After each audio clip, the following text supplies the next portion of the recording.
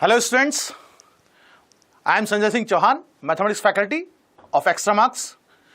तो स्टूडेंट्स, आप लोग बहुत एक्साइटेड होंगे 25 फेब के सेकंड पेपर के एनालिसिस और पेपर के सॉल्यूशन देखने के लिए। तो स्टूडेंट देखिए, सबसे पहले आपको बताएं जैसे कि जो सेकंड शिफ्ट का जो पेपर आया है, ये इसमें फिजिक्स, केमिस्ट्री, मैथ्स तीनों ही एक बार से मॉडरेट कह सकते हैं। लेकिन जैसे मॉर्निंग पेपर के कंपेरिजनली हम बात करें तो मॉर्निंग पेपर के कंपेरिजनली मैथ्स का पेपर बहुत इजी था, और एज कंपेयर टू फिजिक्स की भी बात करें, यदि पहले और पिछले पेपर्स के कंपेरिजनली बात करें तो उनके कंपेरिजनली फिजिक्स को हम पेपर को इजी कह सकते हैं। केमिस्ट्री पेपर सेम एक बार से मॉडरेट कंडीशन में ही था। जैसे कि आपको बात करें, जैसे हम लोग यहां पे बात करें फिजिक्स, केमिस्ट्री और मैथमेटिक्स तीनों ही पेपर एक बार से मॉडरेट ही थे।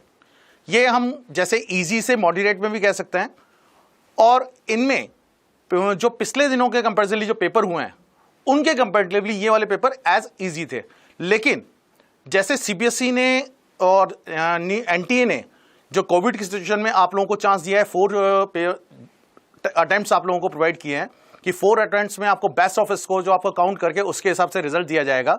और इसमें भी जो उन्होंने पेपर्स के लेवल जो है एज कंपेरेटिवली जो जेईई मेन का पैटर्न हमेशा आता है उसके कंपेरेटिवली इजी दिए हैं। और आपको जो चॉइस जो है 90 क्वेश्चंस देखे, उनमें से 75 क्वेश्चंस करना है, मतलब न्यूमेरिकल वैल्यूज क्वेश्चन जो हैं उनमें से 10 में से एनी 5 क्वेश्चंस आपको अटेंड करने के लिए करने का आपको एक सुविधा, बहुत अच्छी सुविधा दी है, जिसके कंपेरिजनली आप लोग बहुत 5 क्वेश्चंस इजीली आइडेंटिफाई कर सकते हो, जो आपको इजी लगे वो आप अटेंड कर सकते हो। तो ये एनटीए ने आपको एक बहुत अच्छा ऑप्शन दिया है। लेकिन कहीं ना कहीं इसमें एक थोड़ी सी प्रॉब्लम रही है कि पेपर अनबैलेंस रहा है। यदि हम जैसे बात करें इवनिंग शिफ्ट के जो इस पेपर में भी बात करें तो मैथमेटिक्स को मैं लेके बात करूं तो मैथमेटिक्स में ही जैसे डेफिनेट इंटीग्रेशन की बात करें तो वहां पे 3 क्वेश्चंस डेफिनेट इंटीग्रेशन के आए हैं, और प्रोबेबिलिटी के 2 क्वेश्चंस दे दिए। और कई चैप्टर्स ऐसे हैं जैसे area under the curve, height and distance, definite और इनडेफिनेट इंटीग्रेशन, उनमें से एक सिंगल क्वेश्चन भी नहीं आया। तो यहां पे कहीं ना कहीं पेपर एक बार से अनबैलेंस भी कह सकते हो। लेकिन तो उसमें जिन स्टूडेंटों ने इन चैप्टर्स में डेफिनेट इंटीग्रेशन यदि किसी का वीक रहा है तो उसके लिए प्रॉब्लम हुई, क्योंकि उसके लिए एक बार से डेफिनेट इंटीग्रेशन में 3 क्वेश्चंस आ गए और उसके तीनों क्वेश्चंस वो अटेम्प्ट नहीं कर पाया। ऐसे यदि मैं बात करूं मैथमेटिक्स फिजिक्स में बात करें तो फिजिक्स में थियोरेटिकल क्वेश्चंस भी ज्यादा आए थे। तो थियोरेटिकल क्वेश्चंस ज्यादा होने से जो स्टूडेंट थियोरेटिकल पार्ट जिनका वीक है उन स्टूडेंटों के लिए पेपर टिपिकल फील हुआ है।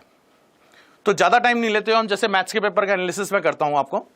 तो जैसे स्टूडेंट देखिए, एनालिसिस ऑफ मैथमेटिक्स की बात करें हम लोग, तो इसमें 11th और 12th के पोर्शन की बात करें तो इस बार 12th का पोर्शन इस पेपर में ज्यादा था, वो अप्रोक्सीमेटली 55% कह सकते हैं, और 11th का पोर्शन हम लोग 45% कह सकते हैं।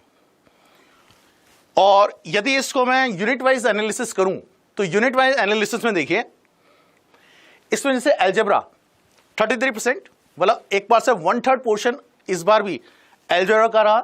उसके बाद सेकंड पोर्शन सबसे याद करूं डिफरेंशियल कैलकुलस अप्रोक्सीमेटली 26% रहा है।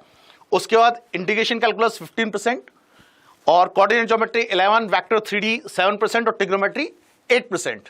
तो ये एक बार से ओवरऑल यदि हम बात करें यूनिट वाइज इसमें डिवाइड करें तो सबसे ज्यादा पोर्शन अभी भी इस बार भी अलजेब्रा का ही रहा है, और उसके बाद डिफरेंशियल कैलकुलस और इंटीग्रेशन कैलकुलस। तो यदि आप ये 3 बेसिक यूनिट से भी फोकस करते हैं तो इस बार उसमें ज्यादा क्वेश्चन है। हाँ, कोऑर्डिनेट ज्योमेट्री एज कंपेरेटिवली जो हमेशा 5 to 6 क्वेश्चन जो हुआ करते थे उसके कंपेरिजनली इस पेपर में थोड़ा नंबर ऑफ वेटेज कम है। तो जैसे हम ज्यादा टाइम नहीं लेते हुए मैं इन पे क्वेश्चंस में जो मेमोरी बेस्ड क्वेश्चन है हम वो डिस्कस करते हैं। मेमोरी बेस्ड क्वेश्चंस, क्योंकि ये पेपर्स हम लोगों को अवेलेबल नहीं होते, तो हम लोग जो स्टूडेंट से मेमोरी बेस्ड पे जो क्वेश्चंस हमारे पास आते हैं हम उन्हीं क्वेश्चंस को आप लोगों को यहां पे शो करते हैं। तो देखिए, हम लोग 1 by 1 जो हम लोग आपको क्वेश्चन शो कर रहे हैं और उसका सॉल्यूशन भी आप लोगों को दिखाऊंगा। तो देखिए स्टूडेंट, जैसे फर्स्ट क्वेश्चन आपका है, ये था z² plus alpha z plus beta equal to 0 has 1 root 1 minus 2 iota, जहां पे where alpha beta belongs to r। तो हमें अल्फा माइनस बीटा की वैल्यू फाइंड आउट करनी थी। तो देखिए स्टूडेंट्स, इसमें यहां पे बात करें, जैसे हम लोग अच्छी तरह जानते हैं कि किसी भी क्वाड्रेटिक इक्वेशन से ले बात करें तो यहां जब भी इमेजिनरी रूट्स होता है, इमेजिनरी रूट्स हमेशा पेयर्स में अवेलेबल होते हैं। तो जैसे यहां पे बात करूं यदि एक रूट जैसे यहां पे बात करूं 1 माइनस 2 आयोटा है,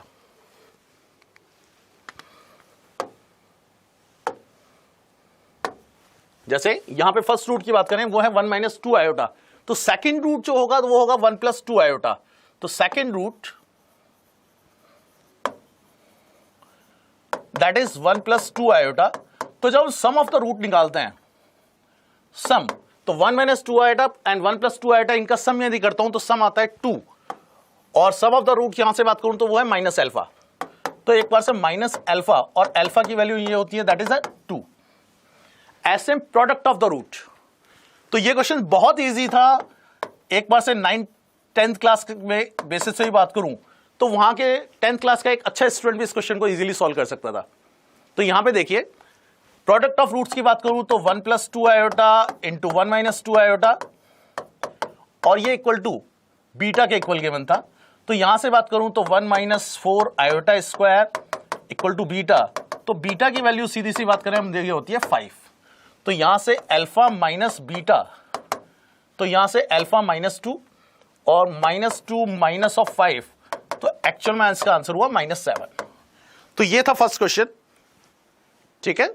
तो स्टूडेंट ये क्वेश्चन बहुत इजी था, तो इसीलिए मैंने कहा कि ये पेपर जो इस बार ये पेपर आया है, ये पेपर और जितने भी पेपर हैं उनके कंपैरेटिवली बहुत इजी पेपर था।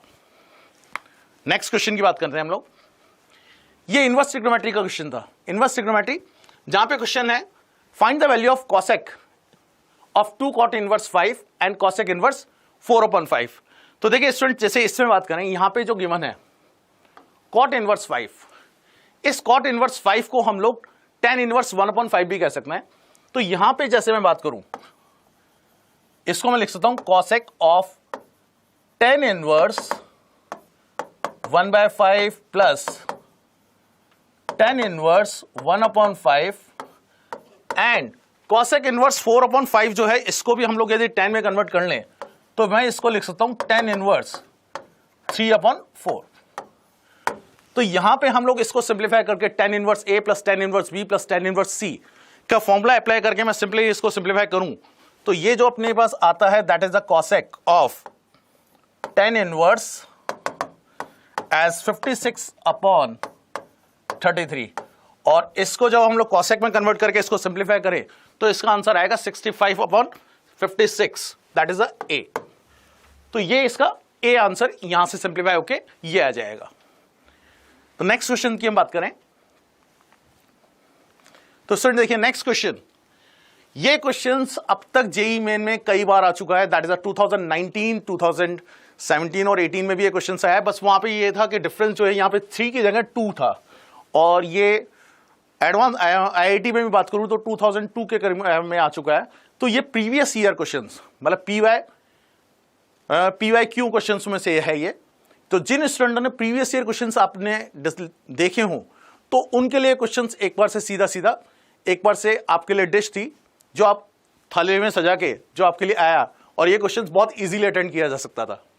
तो जैसे यहां पे बात करें, यहां पे गिवन था कि x² - 6x - 2, इस क्वेश्चन के रूट्स अल्फा एंड बीटा है।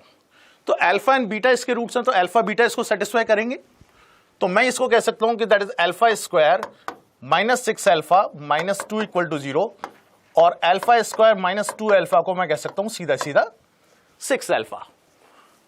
तो यहां पे इस रिलेशन को लेके क्वेश्चन सॉल्व किया जा सकता है। तो देखिए यहां पे a10, जहां पे a n alpha raise to power n beta minus beta raise to power n है, यहां पे इसको लिखा जाएगा alpha raise to power 10 minus beta raise to power 10 minus 2 alpha raise to power 8 minus beta raise to power 8 upon 3 alpha raise to power 9 minus beta raise to power 9। तो यहां पे जब मैं इनमें से alpha raise to power 10 minus 2 alpha 8 में से alpha raise to power 8 common निकालूं तो ये होता है α² - 2। ऐसे यहां पे मैं सेम बात करूं तो यहां पे जैसे यहां पे हम लोग कर सकते हैं that is minus beta raise to power 8 common निकालूं, और इसको मैं लिखता हूं β² - 2 alpha raise to power 9 minus beta raise to power 9 upon 3। तो ये α² - 2 इसको हम लिख सकते हैं दैट इज 6 अल्फा, तो ये 6 alpha into alpha raise to power 8, ये बनेगा 6 अल्फा रेस्ट टू पावर 9, एससी में 6 बीटा रेस्ट टू पावर 9, और यहां पे 3 alpha raise to power 9 minus beta raise to power 9। यहां से मैं 6 कॉमन निकाल दूं तो ये सिंप्लीफाई होके ये रिलेशन आएगा, दैट इज 6/3 और दैट इज 2। तो इसका जो आंसर होगा दैट इज 2। तो ये प्रीवियस ईयर क्वेश्चंस में से एक था, बस डिफरेंस ये था कि प्रीवियस ईयर क्वेश्चंस में यहां पे ये 3 की जगह यहां पे 2 था, और बस एक सिंगल डिजिट चेंज करके यही क्वेश्चंस वापस से आप लोगों के लिए यहां पे दिया गया था। नेक्स्ट क्वेश्चंस की बात करते हैं हम लोग। ये फंक्शन, ये फंक्शन में इसके में से जैसे हम स्टैंडर्ड क्वेश्चंस कहते हैं उनमें से एक था ये। बस यहां पे स्टूडेंट्स थोड़ा सा कंफ्यूज हुए होंगे, क्योंकि यदि हम लोग जब भी ऐसे क्वेश्चंस की बात करते हैं तो हम लोग ये देखते हैं कि F x plus F of 1 minus x, इनका सम 1 होता है। तो बहुत से स्टूडेंटों ने इसको F x plus F 1 minus x के लिए सिंप्लीफाई करने के लिए ट्राई किया होगा, नो डाउट। लेकिन जब भी आपने इसमें ट्राई किया होगा तो कहीं ना कहीं आपको इसमें प्रॉब्लम फील हुई होगी। तो इसको सिंप्लीफाई करने का जो एक्चुअल तरीका था वो स्टूडेंट्स ये था कि एफ एक्स गिवन है 5x upon 5 plus 5 raised to power x। यदि आप इसको f ऑफ 2 माइनस एक्स लें तो ये क्वेश्चन एक्चुअल में F x plus F of 2 minus x के लिए ये 1 बन रहा होगा। आप इसको जब भी इसको लेके देखें तो F x plus F 1 minus x की जगह यहां नहीं बन रहा है, ये एक्चुअल में बन रहा है F x plus F 2 minus x, इसको लेकर ये 1 बनता है। तो यहां पे एक बार से चीजें से हम पेयरिंग की बात कर सकते हैं। तो पेयरिंग की बात करें तो ये होगा एफ ऑफ 1/20 और एफ ऑफ 2 माइनस 1/20, तो ये होता है एफ ऑफ 39/20। तो ये एफ ऑफ 39/20, तो ये एक बार से 1 बनेगा। एसएम एफ ऑफ 2/20, एफ ऑफ 38/20, ये भी 1 बनेगा। तो एक बार से हम यदि इसको कंटिन्यू करते चलें तो एफ 19/20 प्लस एफ 21/20, ये भी 1 बनेगा। तो ये एक बार से हम लोग इस तरह से बात करें तो हमारे पास कितनी पेयरिंग आएगी, दैट पेयरिंग विल बी 19। ठीक है स्टूडेंट्स, ये पेयरिंग कितनी हुई 19, लेकिन आंसर 19 नहीं है इसका। क्यों? क्योंकि यहां पे अभी इसमें बीच में कहीं ना कहीं एफ ऑफ 20/20 भी होगा जो विदाउट पेयरिंग रहेगा। तो एफ ऑफ 20/20 की पेयरिंग नहीं होगी। तो ये हुआ एक बार से एफ ऑफ 1, और एफ ऑफ 1 की वैल्यू मैं यहां से निकालूं तो दैट इज 5/10, तो वो है 1/2। तो यहां पे जो आंसर होगा दैट इज 19 प्लस 1/2, तो दैट इज 19.5 मींस 39.2। तो यहां पे पेयरिंग को हम यदि देखें तो 19 पेयरिंग है, लेकिन f 20/20 ये विदाउट पेयरिंग रहेगा, जिसकी वैल्यू सिंप्लीफाई करें तो वो 1/2 आती है। तो ये 1/2 और 19 इनका सम करने पर आंसर जो बनेगा दैट इज 39/20। तो कहीं ना कहीं स्टूडेंट इसमें भी थोड़ा सा कंफ्यूज हुए होंगे कि यहां पर 19 पेयरिंग बन रही है और ऑप्शन में 19 है ही नहीं। तो बहुत से स्टूडेंट ने कंफ्यूज होकर इसको 20 भी आंसर किया है, लेकिन एक्चुअल आंसर है 39/2। नेक्स्ट क्वेश्चन की बात करते हैं। That is a sum of limit. तो डेफिनेट इंटीग्रेशन में भी कहा जा सकता है इस क्वेश्चन को। तो देखिए स्टूडेंट्स, यहां पर 1/n, n/n+1, n/n+2 स्क्वायर, यहां पे student that is a squaring है। ये एक n/n+1 square, n/n+2 square, and so on upon n/n+n-1 its square. तो यहां पे यदि मैं देखूं इस वाले को, तो यहां पे मैं यदि इसको एक बार से मैं यहां पे n/n² लिख सकता हूं। तो यहां पे इसको एक बार से n/n² लिख लें हम लोग, तो ये पूरा का पूरा n कॉमन निकाल सकते हैं। तो एक बार से ये इसको हम लोग लिख सकते हैं that is a summation of that is n, और यहां से भी मैं n कॉमन निकाल दूं नीचे से, तो ये n², और इसको मैं लिख सकता हूं 1 + k/n इट्स स्क्वायर। और k की वैल्यू मैं यहां पे 0 से लेके और इसको मैं ले सकता हूं k इक्वल टू n-1 तक। तो ये n अपॉन n स्क्वायर ये कैंसिल आउट होकर बनेगा 1/n, और इसको मैं लिख सकता हूं summation of 1/n 1 plus k/n its square, और ये k इक्वल टू 0 से k इक्वल टू n-1। और इसको जब हम लोग बात करें, ये इस कंप्लीट को जब हम डेफिनेट इंटीग्रेशन में कन्वर्ट करते हैं सम ऑफ लिमिट से, तो ये कन्वर्ट होगा that is the from limit 0 to 1 dx upon 1 plus x its square. जब एक बार से जब मैं k/n को एक बार से मैं x लेके चल रहा हूं, तो जब मैं इसको लिमिट लेके चलूं तो ये 0 to 1 में लिमिट में कन्वर्ट होगा dx upon 1 plus x whole square, और इसका हम इंटीग्रेशन करते हैं that is a -1 upon 1 plus x, और लिमिट में अप्लाई कर दूं 0 to 1। तो इसको जब मैं सिंप्लीफाई करता हूं स्टूडेंट्स, तो इसका आंसर मेरा आ जाता है दैट इज अ 1/2। ये ठीक है स्टूडेंट्स, आई थिंक आप लोगों को उसमें मजा आ रहा होगा। तो फाइनली नेक्स्ट क्वेश्चन की बात करते हैं। तो ये स्टूडेंट्स, ये क्वेश्चन भी जैसे बात करूं प्रीवियस क्वेश्चन, ये एनसीईआरटी बेस्ड बुक था। एनसीईआरटी बुक्स में ऐसे क्वेश्चन आपको मिलेंगे। तो इस बार एनटीए ने इस चीज का स्पेशली ध्यान रखा है कि ज्यादातर जो क्वेश्चन इन्होंने दिए हैं वो एनसीईआरटी सिलेबस बेसिस पे दिए हैं, ताकि इस ईयर जैसे जो स्टूडेंटों को स्टडी में जो प्रॉब्लम्स फील हुई हैं वो कहीं ना कहीं स्टूडेंटों को ये कमी नहीं फील हो। तो उन्होंने पेपर को लेवल को ईजी रखा है, क्वेश्चन ज्यादातर जो एनसीईआरटी बेस्ड हैं। Next question, 2x plus 3y plus 2z equal to 1, 4x plus 6y plus 2z equal to 1, minus x plus y plus 3z minus x plus y plus 2z equal to 3। ये questions भी देखा जाए तो बहुत easy है और only NCERT based था, क्योंकि इस क्वेश्चन में हमें यह आइडेंटिफाई करना था कि इस इक्वेशंस के यूनिक सॉल्यूशन है, नो सॉल्यूशन है, इनफाइनाइट सॉल्यूशन है और डिफरेंट सिचुएशन है। तो इसके लिए जैसे कुछ भी नहीं था, जैसे यहां पर इसको इस इक्वेशन सिस्टम को यदि हम एज ए डिटरमिनेंट फॉर्म में लेके जाएं और उस डिटरमिनेंट की वैल्यू फाइंड आउट करते हैं, यदि डिटरमिनेंट की वैल्यू नॉट इक्वल टू 0 आती है तो एक बार से इसके क्या हो जाएंगे यूनिक सॉल्यूशन, और इक्वल टू 0 होता है तो ये फर्दर सिचुएशन पे डिपेंड करेगा कि नो सॉल्यूशन और इनफाइनाइट सॉल्यूशन। तो यहां पे जब हम इसके डिटरमिनेंट की वैल्यू हम निकालते हैं दैट इज 2 3 2 4 6 2 -1 1 एंड 2। जब इस तरीके के डिटरमिनेंट की वैल्यू आप निकालें तो आप देखेंगे कि that value is not equal to 0। तो ये जब वैल्यू 0 नहीं है तो इसलिए इसके सॉल्यूशंस की बात करें तो that is the unique solution. ठीक है स्टूडेंट्स, नेक्स्ट हम बात करते हैं student next question. Next question था A is the set of all 4 digit natural number which has exactly 1 digit 7 and find the probability of choosing a number from the set A so that it leaves the remainder 2 when divided by 5। तो इस question में सबसे पहले number of favourable conditions और total conditions हमें find out करनी है, और टोटल कंडीशंस में हम लोग फेवरेबल कंडीशंस की बात करें तो उस कंडीशंस में हम लोग प्रोबेबिलिटी फाइंड आउट करेंगे, क्योंकि प्रोबेबिलिटी का अपना जो फॉर्मूला है that is the number of total number of favourable events upon total number of events. तो पहले हम total number of numbers find out करें, ऐसे नंबर्स जिनमें एग्जैक्टली 1 डिजिट 7 हो। तो एग्जैक्टली 1 डिजिट 7 हो, देखो पहले उसके नंबर फाइंड आउट करते हैं, ऐसे कितने नंबर पॉसिबल है, वो भी 4 डिजिट।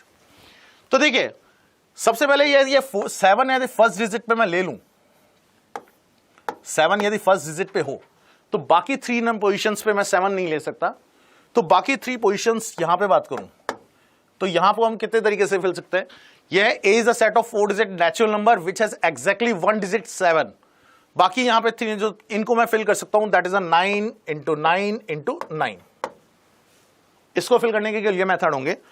और अब यदि बात करें हम लोग नेक्स्ट की, इसमें यदि फर्स्ट डिजिट पे 7 नहीं हो तो देखिए फर्स्ट डिजिट पे 0 भी पॉसिबल नहीं है, फर्स्ट डिजिट पे 0 नहीं आएगा और 9 भी नहीं आएगा, तो फर्स्ट 7 भी नहीं आएगा, 0 और 7 दोनों नहीं आ सकते। तो फर्स्ट डिजिट फिल करने के लिए अपने पास जो नंबर ऑफ वेज होंगे वो होंगे 8। अब इन 3 पोजीशन में से कहीं पे भी मैं एक पोजीशन पे मैं 7 यूज ले सकता हूं, दैट इज 3C1, और बाकी 2 पोजीशन जो भी होंगी उनको वहां पे 7 नहीं आएगा, बाकी सब कुछ पॉसिबल है। तो दैट इज अ 9 इंटू 9। तो यहां पे जैसे हम लोग बात करते हैं इसके लिए नंबर ऑफ वेज होंगे, दैट इज अ 729 और दैट इज 1944। तो ये इनका सम, ये तो होंगे टोटल फेवरेबल कंडीशंस, जो total number of condition, sorry ये हम बात करें, ये होंगे टोटल नंबर ऑफ इवेंट्स और जो ऐसे टोटल नंबर जिनमें एग्जैक्टली 1 डिजिट 7 आ रही है। अब इसमें फेवरेबल कंडीशंस हम लें, फेवरेबल कंडीशन जो यहां पे क्या है कि इसमें रिमाइंडर 2 आना चाहिए जब इसको 5 से डिवाइड करूं। तो जब 5 से डिवाइड करूं रिमाइंडर 2 आए, ऐसी दो ही कंडीशन है, जब लास्ट डिजिट या आइदर 2 हो और आइदर 7 हो। तो एक मैं लेता हूं लास्ट डिजिट 7 हो, तो फेवरेबल कंडीशंस की बात करें तो लास्ट डिजिट 7 हो, देखिए लास्ट डिजिट मैंने 7 फिक्स कर दिया, तो 7 डिजिट एक ही बार आ सकते हैं। फर्स्ट डिजिट पे 0 नहीं आ सकता, 7 नहीं आ सकता, तो फर्स्ट डिजिट फिल करने के नंबर ऑफ वेज हुए 8। इसको फिल करने के लिए 9 और इसको भी फिल करने के लिए 9, और एक है कि लास्ट डिजिट पे 2 आ जाए। अब लास्ट डिजिट पे 2 आए तो उस कंडीशन में रिमाइंडर 2 रहेगा।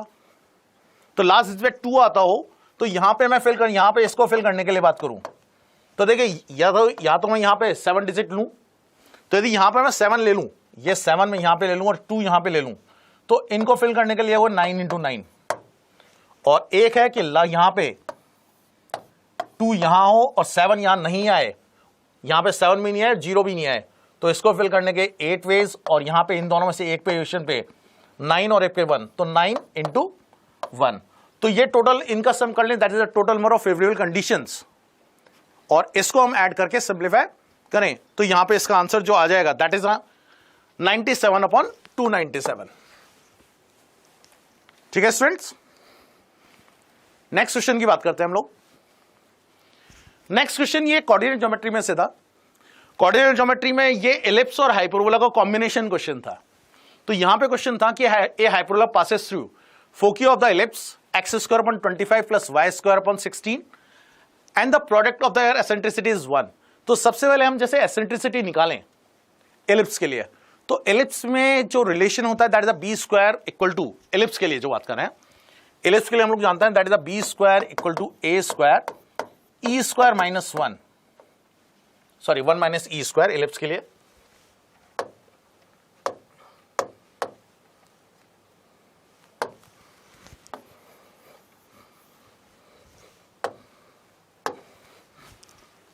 एलिप्स के लिए बात करें दैट इज 1 - e²। तो यहां b² था 16/25 = 1 - e² और e² = 9/25, सो e की वैल्यू होगी दैट इज 3/5। और एसएम इसका जब बात करें product of eccentricity of hyperbola and ellipse that is 1। तो जो हम बात करें एसेंट्रिसिटी, हाइपरबोला की एसेंट्रिसिटी आएगी, हाइपरबोला की eccentricity that is e dash, that will B 5/3। और अब एलिप्स की यदि फोकी की बात करें तो फोकी दैट इज ae, 0 ± ae, 0। तो यहां पे इसकी फोकी के लिए बात करें हम लोग, फोकाई, तो इसके फोकाई के लिए बात करें तो दैट इज ± ae, 0। तो यहां से ± ae, 0 से बात करें तो दैट इज ± 3, 0। अब हाइपरबोला एलिप्स की फोकाई से पास हो रहा है, ठीक है। तो यदि हम कंसीडर करें कि equation of hyperbola that is x² / a² - y² / B² = 1। अब ये ± 3, 0 से पास हो तो दैट इज 9/a² = 1 और a की वैल्यू दैट इज ± 3। तो यहां पे a² 9 होगा, और जब हमारे पास e डैश है, a है, तो we can find the value of b²। तो यहां से हम b² निकालें, b² दैट इज a², और हाइपरबोला के लिए बात करें that is e² - 1, e dash square -1। तो दैट इज b² जो आएगा that is a² 9, e dash 25/9 -1, तो सिंप्लीफाई करें दैट इज 16। तो इक्वेशन ऑफ हाइपरबोला जो होगी that is x² / 9 - y² / 16 = 1। That's a equation of hyperbola.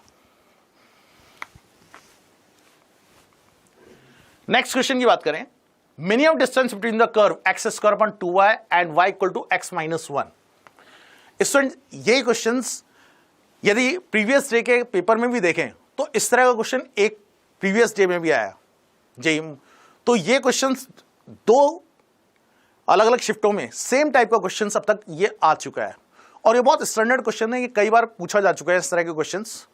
तो इनमें है क्या, parabola x square equal to 2y, जैसे हम डायग्राम की बात करें, parabola x square equal to 2y like this और y equal to x minus 1, इसकी यदि बात करें तो ये एक बार से इक्वेशंस, ये स्ट्रेट लाइन यूं है। अब बात करना है कि इनके बीच की मिनिमम डिस्टेंस होने के लिए एक बार से बात करूं तो मैं इसके यदि पैरेलल एक टेंजेंट ड्रॉ करूं लाइक ये, तो ये जो होगी that is the minimum distance. तो यहां पे यदि बात करें इसके मिनिमम पैरेलल इक्वेशंस की बात करें तो ये पैरेलली इसके लिए स्लोप सेम होगा। यहां से स्लोप की बात करूं तो that is the m equal to 1। और जब भी हम जानते हैं कि parabola x square equal to 4ay, इसके लिए टेंजेंट की इक्वेशंस की बात करें तो टेंजेंट की स्टैंडर्ड इक्वेशन होती है that is y equal to mx minus am square. तो यहां पे a की वैल्यू बात करूं तो that is a equal to 1/2। तो यहां से इक्वेशंस लें तो y इक्वल टू m1 है, x minus 1/2, m square is 1। तो ये इस इक्वेशन, इस टेंजेंट की इक्वेशन है और अपने पास इसकी इक्वेशन है y equal to x minus 1। तो दो पैरेलल लाइंस के बिटवीन की डिस्टेंस की बात करें c1 minus c2 upon root of a square plus b square, तो डिस्टेंस जो होगी ये वाली डिस्टेंस दैट इज द 1/2√2। ठीक है, क्लियर है स्टूडेंट्स? ओके, तो हम नेक्स्ट क्वेश्चन की बात करते हैं। ये डेफिनेट इंटीग्रेशन का क्वेश्चन था। π/4 to π/2 cot raised power nx dx, इसमें i2 plus i4, i3 plus i5 plus i4 plus i6 ये आइडेंटिफाई करना था, that is the AP GP HP like. तो यहां पे एक बार से प्रोग्रेशन का जो क्वेश्चन जो मैंने कहा वो भी आप एक बार से मिसिंग था पेपर में, वो एक बार से आप यहां पे एक बार से कॉम्बिनेशन के बेस पे कह सकते हो कि प्रोग्रेशन क्वेश्चन है, लेकिन ये एक्चुअल में डेफिनेट इंटीग्रेशन का ही क्वेश्चन है। प्रोग्रेशन में दिख रहा है लेकिन ये कॉम्बिनेशन के बेसिस पे है, लेकिन और इस ईयर देखा जाए तो प्रोग्रेशन में से एक क्वेश्चन भी नहीं है इस पेपर के अंदर। तो देखिए इसमें हम लोग क्या करते हैं, यदि यहां पर हम लोग in और in+2 लूं तो ये होगा दैट इज अ π/4 टू π/2। और यहां पे मैं बात करूं यदि इसमें से ये इसको लिखा जा सकता है cot raised to power n x 1 plus cot square x into dx, और ये एक बार से हुआ, इसको लिखा जा सकता है π/4 to π/2 cot raised to power nx 1 plus cot square x that is the cosec square x into cosec square x। अब जब मैं इसको t equal to cot x लें तो dt equal to minus cosec square x, और इसको जब मैं लिमिट अप्लाई कर दूं और लिमिट अप्लाई करके इसको सिंप्लीफाई करें स्टूडेंट्स, तो यहां पे जो लिमिट हमारे पास आएगी देखिए तो दैट इज द 0 to 1, मतलब इसमें 0 to 1, और ये जो बनेगा that is the t raised to power n dt। और इसको जो सिंप्लीफाई करें तो यहां पे इसका सीधा सा इंटीग्रेशन हम जो जैसे बात करें हम, तो that is the t raised to power n+1 upon n+1, और ये हुआ 0 to 1। इसको हम सिंप्लीफाई करके यहां पे सिंप्लीफाई कर सकते हैं। और यहां पे जैसे हम लोग जब देखें तो यहां पर जब t raised to power n+1 upon n+1 इसको सिंप्लीफाई करें तो ये आता है in upon in+2 that is 1 upon n+1। तो यहां पर that is in plus i n+2 that is 1 upon n+1। तो यहां पे जैसे n की वैल्यू हम लोग 2, 3 and 4 लें तो i2 plus i4 that is 1/3, i3 plus i5 that is a 1/4 and I4 plus I6 that is a 1/5। तो ये देखा जाए तो ये तीनों ही टर्म्स HP में है, क्योंकि इनके रेसिप्रोकल ये AP है, तो यहां पर हम इसको HP कह सकते हैं, तो इसका आंसर हुआ HP। नेक्स्ट क्वेश्चन है, the line x plus y cuts the ellipse x square upon 2 plus y square upon 1 equal to 1 in the point P and Q. Find the angles obtained by the segments PQ at the center of the ellipse. तो देखिए जो ellipse है, diagram इसका देखिए बात करें, और diagram इसका एक बार से यूं होगा, that is the ellipse like that, x square upon 2 plus y square plus 1 equal to 1, और ये स्ट्रेट लाइन है x plus y equal to 1, वो इसको दो पॉइंट्स पे इंटरसेक्ट करिए x एंड y, और दो पॉइंट P एंड Q। तो हमें सबसे पहले P और Q के इंटरसेक्शन पॉइंट फाइंड आउट करें, P और Q इंटरसेक्शन पॉइंट। तो इसको हम होमोजेनाइजेशन करें, तो देखिए इसको मैं लिख सकता हूं x square upon 2 y square equal to 1, और यहां 1, इस 1 को मैं x plus y it's square लिख सकता हूं।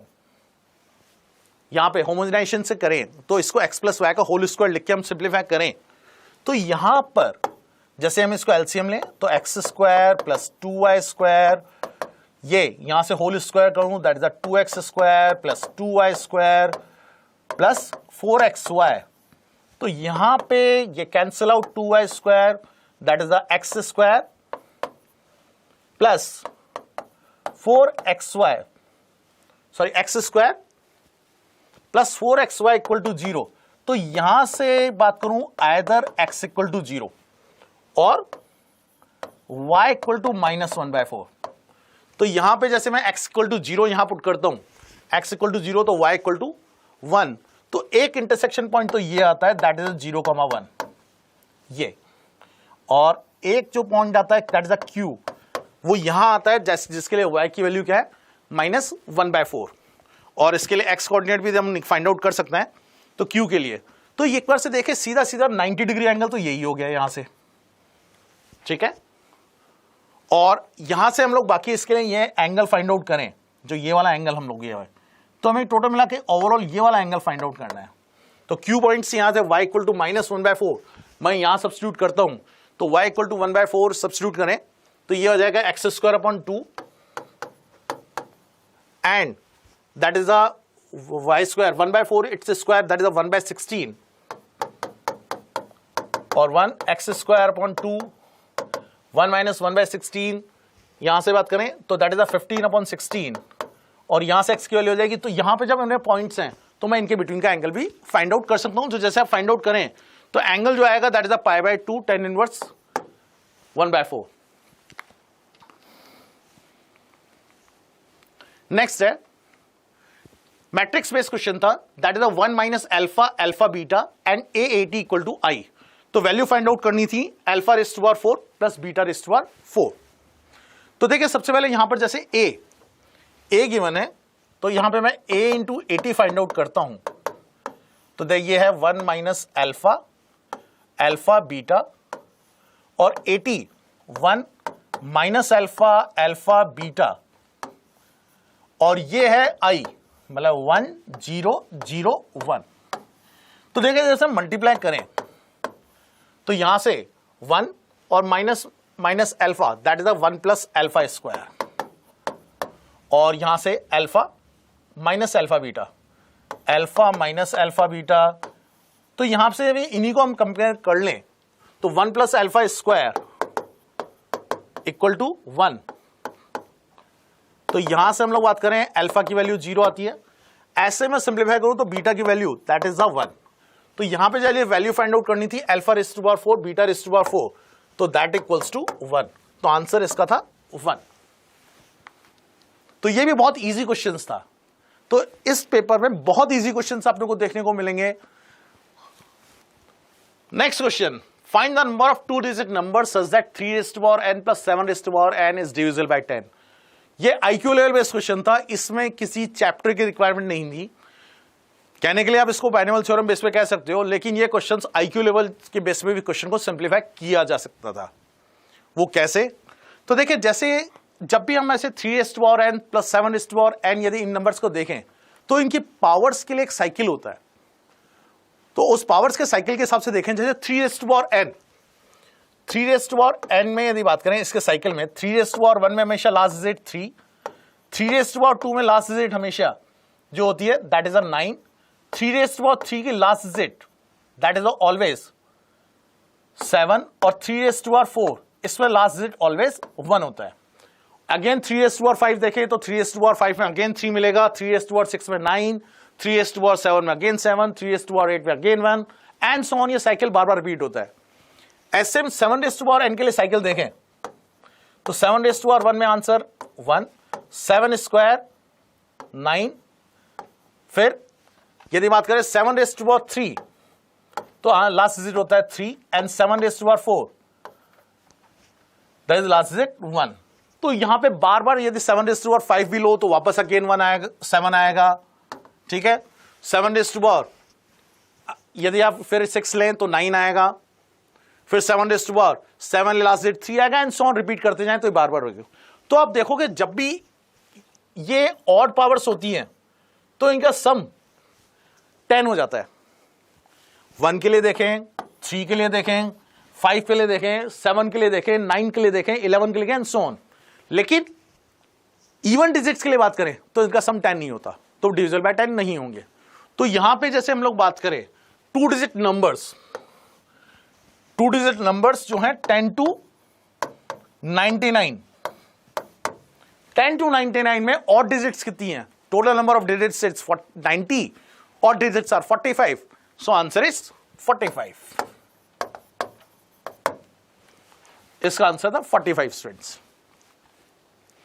नेक्स्ट क्वेश्चन था द वैल्यू ऑफ -2 और मॉड्यूलस ऑफ 3x² - 3x - 6।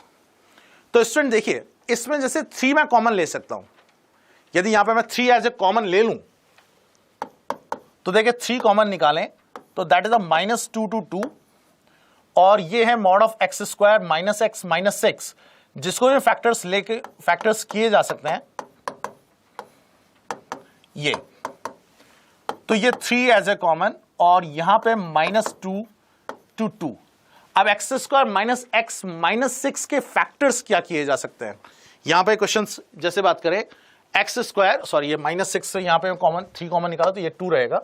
इसको भी मैं एक बार, ये 2। तो यहां पे जो फैक्टर्स होंगे that is x - 2 and x + 1। तो यहां पे जैसे बात करूं ये -1 और 2 में लिमिट में ब्रेक होगा, तो यहां पे मैं इसको 3 में आउटसाइड रख लूं और लिमिट ब्रेक करूं -2 to -1 mod x - 2 x + 1 mod dx plus -1 to 2 x - 2 x + 1 dx। तो देखिए यहां से जब बात करूं -2 से 1 में 3, ये -2 से -1 में ये दोनों ही नेगेटिव है, तो नेगेटिव नेगेटिव मिला के ओवरऑल पॉजिटिव रहेंगे। और यहां -1 से 2 में, -1 से मैं 2 के लिए जैसे बात करूं तो ये नेगेटिव है, ये पॉजिटिव है। तो इस केस में मैं इसको 2 - x लिखूं और इसको x + 1 लें और अब इनको मैं मल्टीप्लाई करके से इंटीग्रेशन करके लिमिट लगाऊं तो इसका आंसर जो आता है दैट इज 19। तो यहां पे मॉड्यूलस बेस्ड क्वेश्चन था। तो स्टूडेंट्स ऐसे अब आप लोगों ने देखा कि मैथ्स का पेपर जो ओवरऑल पेपर था, ये ओवरऑल पेपर इजी था। मतलब as compare to previous questions papers की देखें हम लोग अब तक जो पेपर आया उनके मुकाबले पेपर बहुत इजी था। तो देखिए अब अगला पेपर हम लोग जैसे सिंप्लीफाई करेंगे वो फिजिक्स का करेंगे, और फिजिक्स के लिए जैसे मैं हाड़ा सर को बुलाता हूं, तो Hada sir please. Thank you Sanjay sir. तो हाड़ा सर आपको फिजिक्स का पेपर कैसा लगा? फर्स्ट ऑफ ऑल कैसे हैं आप लोग? सो आई होप कि आप लोगों का जो पेपर है वो अच्छा गया होगा। और अभी आपने मैथ्स का पेपर देखा, तो जैसे मैं देख रहा था और जो मेरी बच्चों से बात हुई है, जो मैथ्स का पेपर है आई थिंक इस बार थोड़ा सा लेंदी आया है, लेकिन सर के लिए तो इजी है, तो सर तो इजी ही बोलेंगे। तो ठीक है, फिजिक्स की अगर मैं बात करूं तो पेपर वाज ओके, जैसा हमने एक्सपेक्टेड किया था। मतलब जो इस बार की जो सिचुएशन है आप सबको भी पता है, कोरोना की सिचुएशन थी, बहुत से बच्चे तैयारी उस हिसाब से कर पाए नहीं कर पाए। तो जो पेपर एनटीए ने बनाया है तो वो काफ़ी बैलेंस्ड पेपर हम कहेंगे स्टूडेंट के पॉइंट ऑफ व्यू से, कि स्टूडेंट को यस ऐसे ही पेपर की ज़रूरत थी जिनसे वो अच्छे मार्क्स स्कोर कर पाए। एट द सेम टाइम अगर किन्हीं का, अगर मान लीजिए आपका इस फेज में अगर अच्छा पेपर नहीं होता है, सो डोंट वरी, आपके पास और भी अटेम्प्ट्स हैं, तो आपको रिलैक्स रहना है। अगर मैं कहूँ एनटीए भी कोशिश कर रही है कि आप सेलेक्ट हों, लेकिन प्रॉब्लम बस यही है कि लिमिटेड सीट्स हैं। तो आपको मेरे ख्याल से कोई ऐसा बच्चा कोई ये नहीं कह सकता कि यार मुझे चांस नहीं मिला। आपको 4 अटेम्प्ट्स मिल रहे हैं और पेपर का जो लेवल है, पेपर का लेवल ऐसा है कि अगर इस किसी बच्चे ने सिंसियरली पढ़ाई करी है, मैं नहीं कह रहा कि उसने बहुत डीप में जाके पढ़ाई करी है, जेई मेंस के लिए वो डीप की पढ़ाई नहीं चाहिए, हाँ जेई एडवांस के लिए चाहिए। इस बार जिसने यदि एनसीईआरटी की बुक्स को भी ढंग से प्रॉपर्ली फॉलो किया, हाँ, तो उसके लिए भी देखा जाए पेपर बहुत इजी था। बिल्कुल बिल्कुल, जैसे केमिस्ट्री का, जैसे मेरी सर से बात हो रही थी, विनीत सर से, तो केमिस्ट्री का तो पूरा आप कहेंगे एनसीईआरटी बेस्ड है। फिजिक्स का भी हम कहेंगे, जब से हमारा ये ऑनलाइन पेपर होने लगा है और 2 फिजिक्स में होने लगा है, तो जो पेपर का लेवल है वो लगभग पहले के मुकाबले थोड़ा सा नीचे आ गया है। लेकिन हाँ, अगर किसी ने तरीके से तैयारी करी है, मतलब ज्यादा डीप में भी जरूरत नहीं है, लेकिन उसने सारे टॉपिक्स कवर करे हैं, तो उसके लिए जो पेपर है ये आसान लगेगा उसे। ठीक है, तो सर आप इसको कंटिन्यू करिए। Okay sir, okay thank you sir. So मैं कह रहा था कि अगर हम 24 तारीख के पेपर को और 25 तारीख के पेपर को देखें, तो कल वाला जो पेपर है 25 का इवनिंग का जो पेपर है, वो कंपैरेटिवली उस बच्चे को टफ लग सकता है जिसको थ्योरेटिकल क्वेश्चंस की जनरली हम प्रैक्टिस करते नहीं है, और जनरली हमारा जो एटीट्यूड रहता है वो हम क्वेश्चन प्रैक्टिस पे रहता है। तो जिन बच्चों ने वो थ्योरेटिकल क्वेश्चंस हैं, जैसे सेमीकंडक्टर से भी थ्योरेटिकल क्वेश्चंस आए हैं, ठीक है, तो कम्युनिकेशन से भी है, लेकिन वो थ्योरेटिकल है, अगर किसी बच्चे ने उनको पढ़ा है तो बड़ी आसानी से उसको अटेम्प्ट कर लेगा।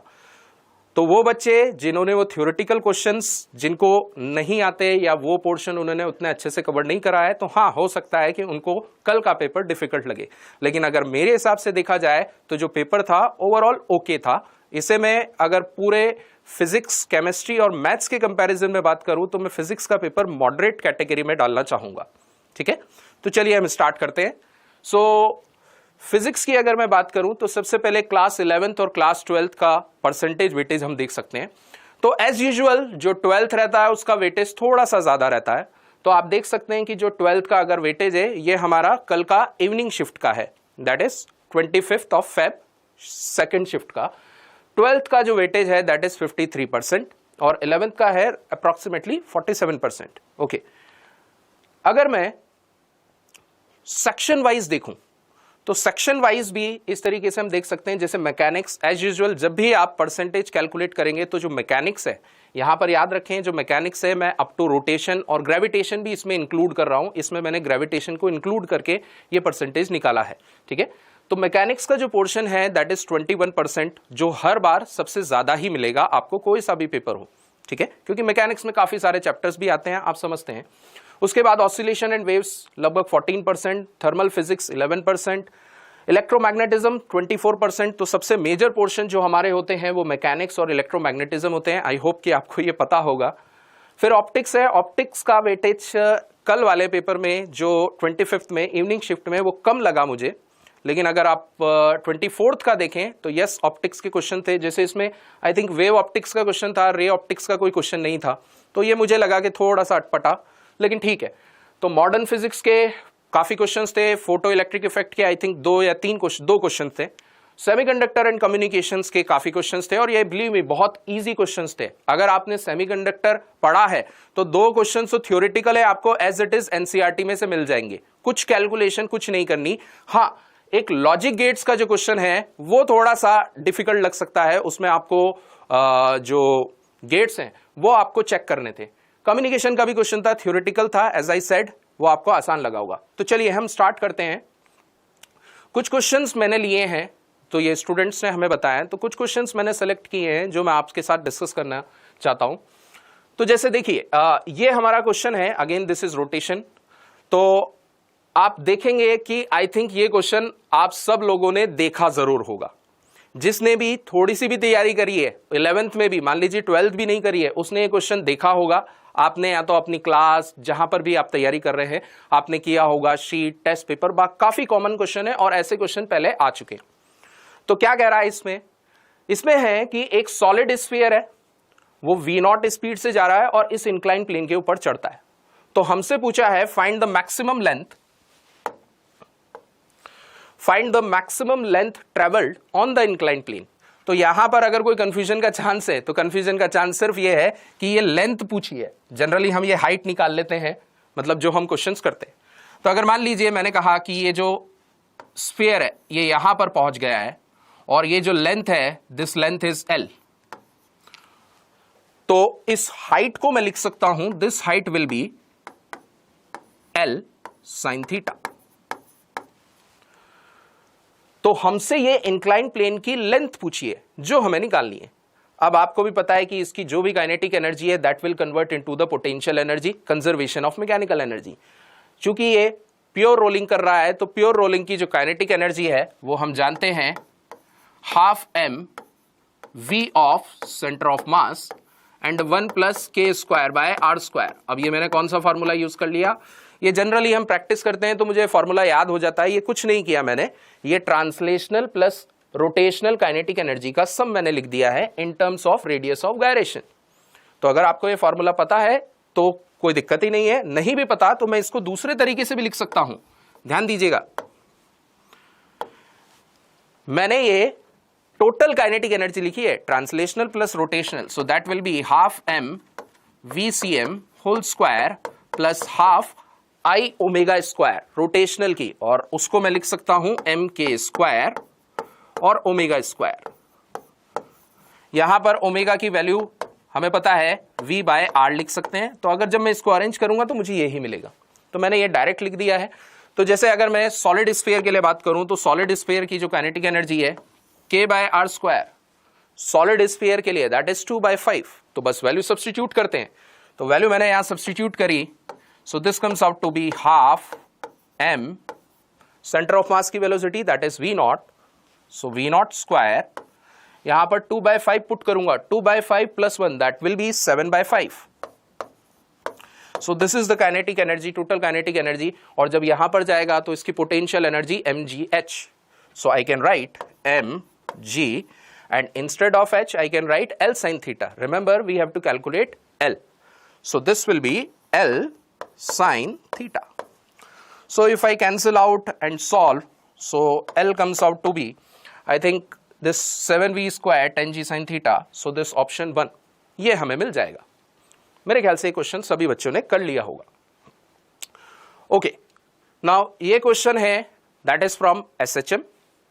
इसके अंदर बोला है एक यूनिट मास है और it is moving in a circle of radius r, radius हमें दे रखी है।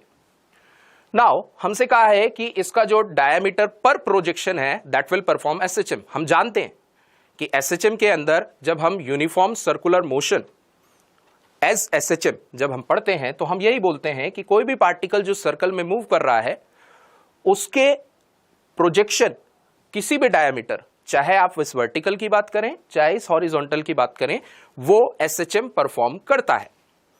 तो हमसे क्या पूछा है, हमसे कहा है कि this particle it starts from this point A, और हमसे ये कहा है कि 30 डिग्री इतने टाइम में चलता है। ये सारी इंफॉर्मेशन इसमें दे रखी है। अब हमसे पूछा है find the force acting on the particle at position B, B is this position. तो जब पार्टिकल यहां पर पहुंचे, सो बेसिकली पार्टिकल जो SHM कर रहा है that will B along this diameter. वैसे ये डायमीटर भी होगी, तो हमें ये दे रखी है तो इसके अलोंग मैं बोल रहा हूं। तो आप देखिए ये मेरी एक्सट्रीम पोजीशन हो जाएगी। जब पार्टिकल हमारा SHM करता है तो +a और -a, तो यहां पर एक्सट्रीम पोजीशन यहां और यहां, जो आपका फोर्स होता है दैट विल बी मैक्सिमम, और जो फोर्स है उस फोर्स को हम लिख सकते हैं, I am talking about magnitude only, so that will B के एक्स। मैं माइनस वाले में नहीं जा रहा, that is direction, I think आप जानते हैं, तो बस मैं मैग्नीट्यूड की बात कर रहा हूं। नाउ के को क्या लिख सकते हैं हम, के को फर्दर हम एम ओमेगा स्क्वायर लिख सकते हैं। और ये सो हमसे कुछ नहीं, हमसे सिर्फ ये पूछा है कि बी पर पार्टिकल का फोर्स क्या होगा। सो आप देखें हमें मास दे रखा है, so this value is given, हमें एम्पलीट्यूड भी गिवन है। क्यों? क्योंकि ये जो पार्टिकल है, इस सर्कल की जो रेडियस है, this radius will become the amplitude of the particle which is performing SHM. अगर मैं इसके प्रोजेक्शन की बात करूं तो रेडियस हमें दे रखी है, मतलब मुझे एम्पलीट्यूड भी दे रखा है। अब बच रहा है ओमेगा। अब मुझे ओमेगा निकालनी है, जिसके लिए मुझे कहा है कि 0.1 सेकेंड में पार्टिकल, सर्कल वाला पार्टिकल 30 डिग्री मूव करता है। अब इसमें देखिए, अगर मैं एक एसएचएम के एक पॉइंट की बात, मतलब एसएचएम की एक साइकिल की बात करूं, तो वो साइकिल ऐसे होती है, ये यहां से यहां जाएगा और फिर वापस ही आएगा। तो लीनियर एसएचएम में पार्टिकल एक लाइन के अलोंग, एक साइकिल की मैं बात करूं तो पार्टिकल यहां जाएगा और फिर यहां आएगा। इसमें टोटल फेज जो इसका कवर हो जाता है दैट विल बी 2 पाई। और हम ये बोलते हैं कि ये पार्टिकल जो एसएचएम कर रहा है, इसका जस्ट अपोजिट, या फिर इसका न्यू समझ लीजिए आप, वो पार्टिकल जो सर्कल पे मूव कर रहा है वो पूरा एक सर्कल काट लेगा। तो यहां से आप जरा देखें, शायद आपको ये पता होगा कि अगर मैं सर्कल वाले के लिए बोलूं omega into delta t, that will be equals to delta phi. This thing is valid for particle which is moving on the circle. मैं क्या बोल रहा हूं? मैं ये बोल रहा हूं कि वो पार्टिकल जो सर्कल पे मूव कर रहा है with some angular frequency omega, delta t time में कितना उसका एंगुलर डिस्प्लेसमेंट हुआ। तो ये वाला जो पार्टिकल है मेरा सर्कल वाला, यहां से उठ के यहां गया, तो इसका जो डिस्प्लेसमेंट है that will be 30 degree. So circle वाले के लिए 30 डिग्री यानी π/6, और ओमेगा वो मुझे निकालना है, और डेल्टा टी वो टाइम मुझे दे रखा है this 0.1 second. So this comes out to be, omega comes out to be, that will be π/0.6। So omega मेरे पास आ गई है। अच्छा, एक चीज और मैं बता दूं, जो पार्टिकल आपका सर्कल में मूव करता है उसके लिए this will be the frequency of the particle delta T, और this will be called angular displacement का मैग्नीट्यूड। ओके, कितना मतलब ये मूव कर गया है, ठीक है ना।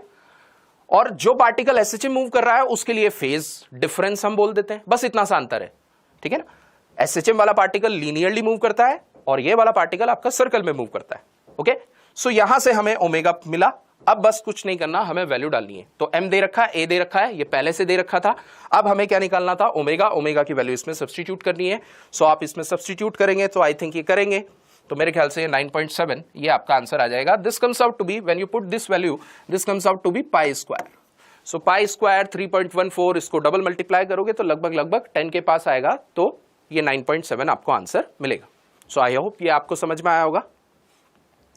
नाउ ये इतना बच्चों वाला क्वेश्चन है, इसे आप केमिस्ट्री में भी डाल देते तो भी कोई दिक्कत नहीं थी। डी ब्रॉगली वेवलेंथ, ये हमारे मतलब आजकल तो ऐसा हो गया है कि हम सोने जाते हैं तो एक बार भी डी ब्रॉगली वेवलेंथ कैलकुलेट कर ही लेते हैं, मतलब इतना बच्चों वाली चीज हो गई है। तो proton and electron they are moving along a circular path with the same speed, so we have to find the de Broglie wavelength. So मेरे ख्याल से इसमें तो कुछ है ही नहीं। So we know that de Broglie wavelength is h/mv। So h is universal constant. Mass दोनों का अलग अलग होता है, लेकिन हाँ v सेम है, तो इससे फर्क नहीं पड़ेगा, इससे फर्क नहीं पड़ेगा। तो अब हमें रेशो चाहिए, तो हमसे पूछा है रेशो। सो ये lambda E by lambda P, this will be lambda E, ये ई होगा इलेक्ट्रॉन के लिए। सो ये कुछ ही नहीं, this will B mass of electron और ऊपर आएगा मास ऑफ प्रोटॉन। सो आपको जो डाटा है, डाटा गिवन है, सो इसमें वैल्यू सब्स्टिट्यूट करेंगे तो दिस विल बी 1836। बहुत ही आसान क्वेश्चन, मेरे ख्याल से ये सभी बच्चों से हो गया होगा। इसके लिए कोई ज़्यादा ऐसा कुछ नहीं है कि ये इंजीनियरिंग के लिए तैयारी कर रहे हैं तो हमने ये नहीं पढ़ा, ये आपने सबने पढ़ा है। जिसने 12th का एग्जाम दिया होगा या 11th में, ये तो 11th में भी आपने पढ़ा होगा और केमिस्ट्री में पढ़ा होगा, तो आई होप कि ये क्वेश्चन आपसे हो गया होगा। ओके, नेक्स्ट क्वेश्चन, डायमेंशन निकालना है हमें इस एक्सप्रेशन का। तो ये क्वेश्चन भी आसान है। खैर आपको लगेगा सर आपके लिए तो आसान ही है, लेकिन आप थोड़ा सा इसमें एनालाइज करें। देखिए, जब भी डायमेंशनल फॉर्मूला निकालना होता है तो स्टूडेंट क्या करते हैं कि वो स्टार्ट हो जाते हैं सबकी डायमेंशन, इसकी भी निकाल दूं, इसकी भी निकाल दूं, इसकी भी निकाल दूं। लेकिन आप थोड़ा सा सोचेंगे तो आपको कुछ ना कुछ ऐसे फॉर्मूले मिल जाएंगे जो सिंप्लीफाई कर देगा। जैसे यहां पर मेरे ख्याल से सभी बच्चों को नजर आ रहा होगा मैं क्या कहना चाह रहा हूं। जैसे ये देखिए, दिस टर्म, कुछ याद आ रहा है? मेरे ख्याल से कूलम्स लॉ याद आ रहा होगा, K(Q1Q2/R²। सो कूलम्स लॉ यदि आपको, मेरे ख्याल से सभी बच्चों को याद है, सो K यानी 1/4πε0 और Q1 Q2 होता है, मतलब Q² लिख दूं और यह R²। चार्ज की जगह ये E आ गया है। सो आप देखिए, यही पोर्शन तो है एक तरीके से। सो ये जो चीज है, अब मैं इसके डायमेंशनल फॉर्मूले में जाने की बजाय मैं कहूंगा कि यार ये जो चीज है, इस चीज को मैं क्या लिख सकता हूं, फोर्स इंटू R²। सो ये आ जाएगा Q²/4πε0। ये थोड़ा आसान है। इसका मतलब कि इसका डायमेंशनल फॉर्मूला मुझे निकालना है तो वो K 1/4πε0, उसमें जाने की जरूरत नहीं है। मैं तो फोर्स और R² इन दोनों का डायमेंशनल फॉर्मूला लिख दूंगा, FR² का। ओके, नाउ HC, जैसे ही SC होगा तो SC/λ याद आ रहा होगा। सो हम वो भी जानते हैं कि E इक्वल्स टू एनर्जी, याद रखना, energy E equals to SC/λ होता है। So from here HC that will B energy into lambda, और लैम्डा जो होती है उसकी यूनिट हमें पता है मीटर। तो अब ये थोड़ा सिंप्लीफाई होने की स्टेज पे है कि यहां पर अगर मैं इस वाले पार्ट की बात करूं तो इसकी जगह तो मैं क्या लिख सकता हूं भाई, force into R², force and distance, और नीचे जो SC है उसकी जगह सम एनर्जी लैम्डा। लैम्डा की यूनिट क्या है, डिस्टेंस यानी मीटर, यानी सम R। सो ये R से तो ये R जाएगा, यानी ये रहा फोर्स इंटू डिस्टेंस। तो आपको ये याद आ रहा होगा, that is work done. Work done का फॉर्मूला मतलब वर्क डन भी क्या है, एनर्जी। सो ये भी एनर्जी का डायमेंशनल फॉर्मूला, इसका डायमेंशनल फॉर्मूला भी एनर्जी का और इसका भी एनर्जी का। सो ये आपस में कैंसिल आउट होंगे, तो ये हमारा आ जाएगा डायमेंशनलेस। सो आई थिंक ये समझ में आया होगा, ठीक है। तो मैं इसको क्यों इजी बोल रहा था, ये चीज भी आपको समझ में आनी चाहिए। Okay, now next, okay, AC का क्वेश्चन। अच्छा, इस वाले पेपर में जैसे जनरली हम एक्सपेक्ट करते हैं ईएमआई का क्वेश्चन, ईएमआई से कोई क्वेश्चन नहीं था, इंस्टेड एसी से क्वेश्चन था, लेकिन ईएमआई से कोई क्वेश्चन नहीं हुआ। जनरली हम एक्सपेक्ट करते हैं कि ईएमआई इलेक्ट्रोमैग्नेटिक इंडक्शन से भी कम से कम एक क्वेश्चन तो आए। चलिए ठीक है, ओके। इसमें क्या बोला है, एक एसी सीरीज सर्किट है जिसमें तीनों एलिमेंट्स हैं आर, एल एंड सी, और जो सोर्स की वोल्टेज है that will be 220 volt. Remember, कुछ नहीं बोला है तो we have to assume that this value is RMS value. It is known that if L alone is removed or if C alone is removed, phase difference between current and voltage remains 45 degree. So we have to find IRMS. So अगर आपका circuit resistance और capacitance है, मान लीजिए, तो हमें पता है इसके लिए R और इसके लिए होता है XC। सो आपको फेज डायग्राम पता होगा कि जब मैं इसका फेज डायग्राम बनाने जाऊंगा तो मुझे पता है कि करंट, अगर this will be the current, तो ये जो XC और XL होता है, बेसिकली ये हमारा R और XC will be this, I know. और वोल्टेज का भी ऐसे बनता है, लेकिन उसमें जाने की जरूरत नहीं है। और फिर इन दोनों का जो रिजल्टेंट ऐसे ही वोल्टेज का बनता है, VR, चलो बना ही लेते हैं, VC, और दिस विल बी V। सो अगर मैं इस RC सर्किट की बात करूं तो जो मेरा डायग्राम होगा, वोल्टेज मेरा ये होता है, मतलब पीछे होता है, और I आगे होता है, and this angle is given as 45 degree, which means that this is 45, this is 45। So ये 45 डिग्री है वो तभी पॉसिबल है जब ये और ये बराबर हो, R is equal to XC। क्योंकि यहां से 1045 यदि मुझे लिखना हो, 1045 आइदर मैं ऐसे लिख सकता हूं R बाय XC, और मैं इसको ऐसे भी लिख सकता हूं VR बाय VC। सो मैंने इस हिसाब से बताया, मतलब ये दोनों वैल्यूज सेम है आपकी। तो इससे कंक्लूजन मेरा निकला कि R और XC दोनों बराबर है।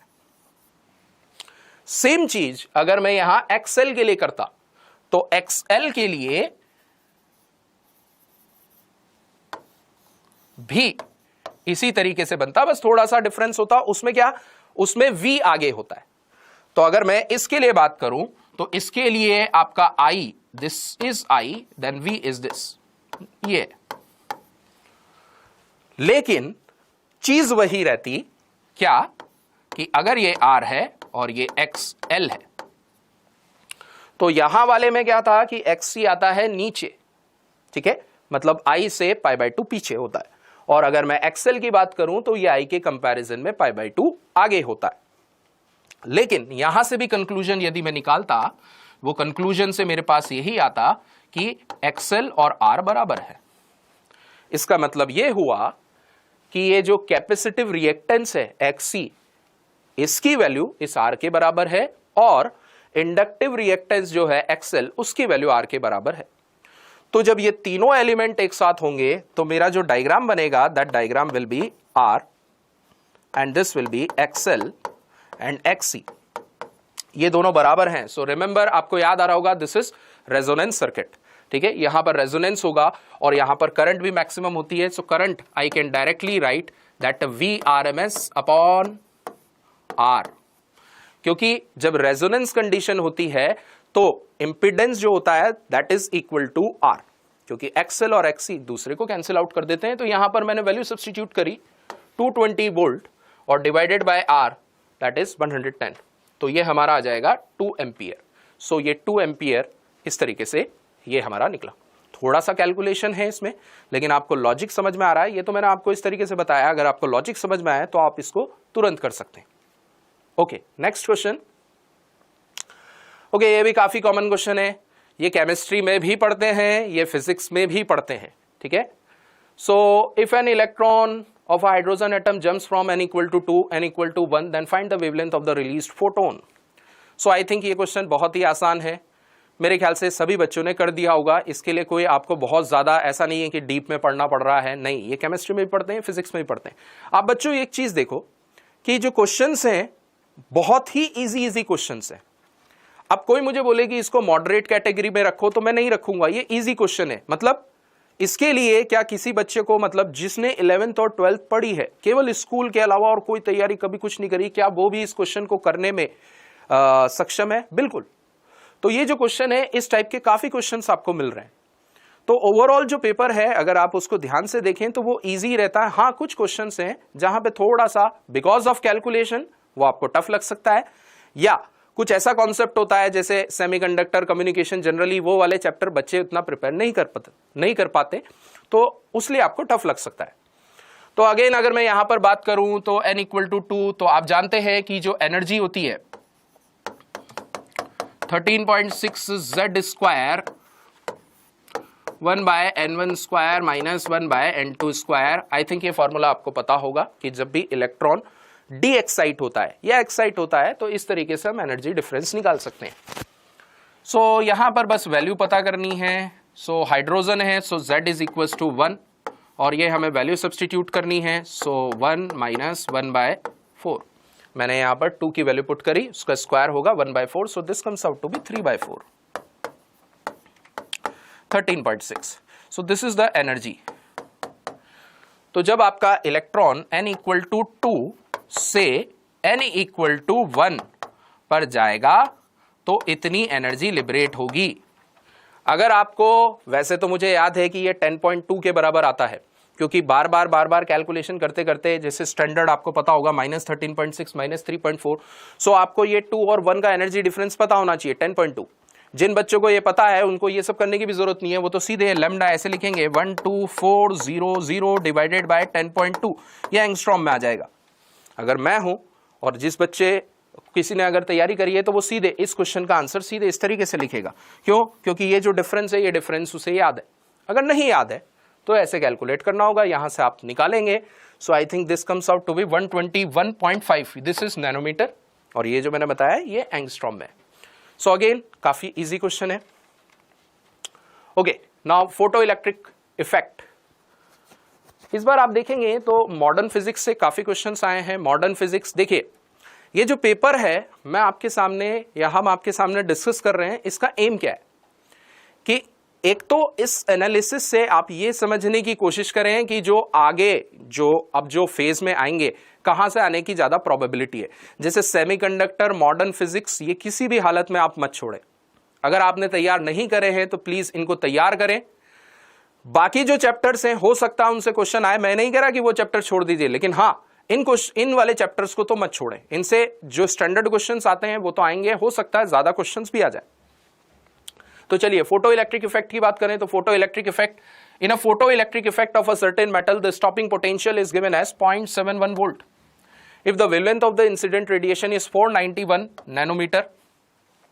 Now the stopping potential comes out to be 1.43, then we have to find the incident radiation. So बहुत आसान क्वेश्चन, हमें Einstein photo electric equation use करनी है। हमें पता है कि कोई भी फोटोन जब किसी मेटेलिक सरफेस पे गिरता है तो हम hc by lambda of incident photon, तो we know that some part of energy goes into the work function, उतना तो वो बाहर आने के लिए एनर्जी चाहिए, तो हम जानते हैं दिस इज द वैल्यू, और बाकी हमारी होती है मैक्सिमम काइनेटिक एनर्जी। अब मैक्सिमम काइनेटिक एनर्जी से ही स्टॉपिंग पोटेंशियल का क्वेश्चन मतलब कॉन्सेप्ट बनता है। तो इस मैक्सिमम काइनेटिक एनर्जी को मैं लिख सकता हूं E into V S, stopping potential. So मेरे पास जो इक्वेशन बनी hc by lambda in is equals to phi by E V S. तो इसके अंदर हम इस इक्वेशन का यूज करेंगे। तो अब कुछ नहीं है, इसमें हमें पहले वेवलेंथ हमें दे रखी है, तो उस वेवलेंथ की वैल्यू इसमें सब्स्टिट्यूट कर देते हैं हम। सो यहां पर मैं 124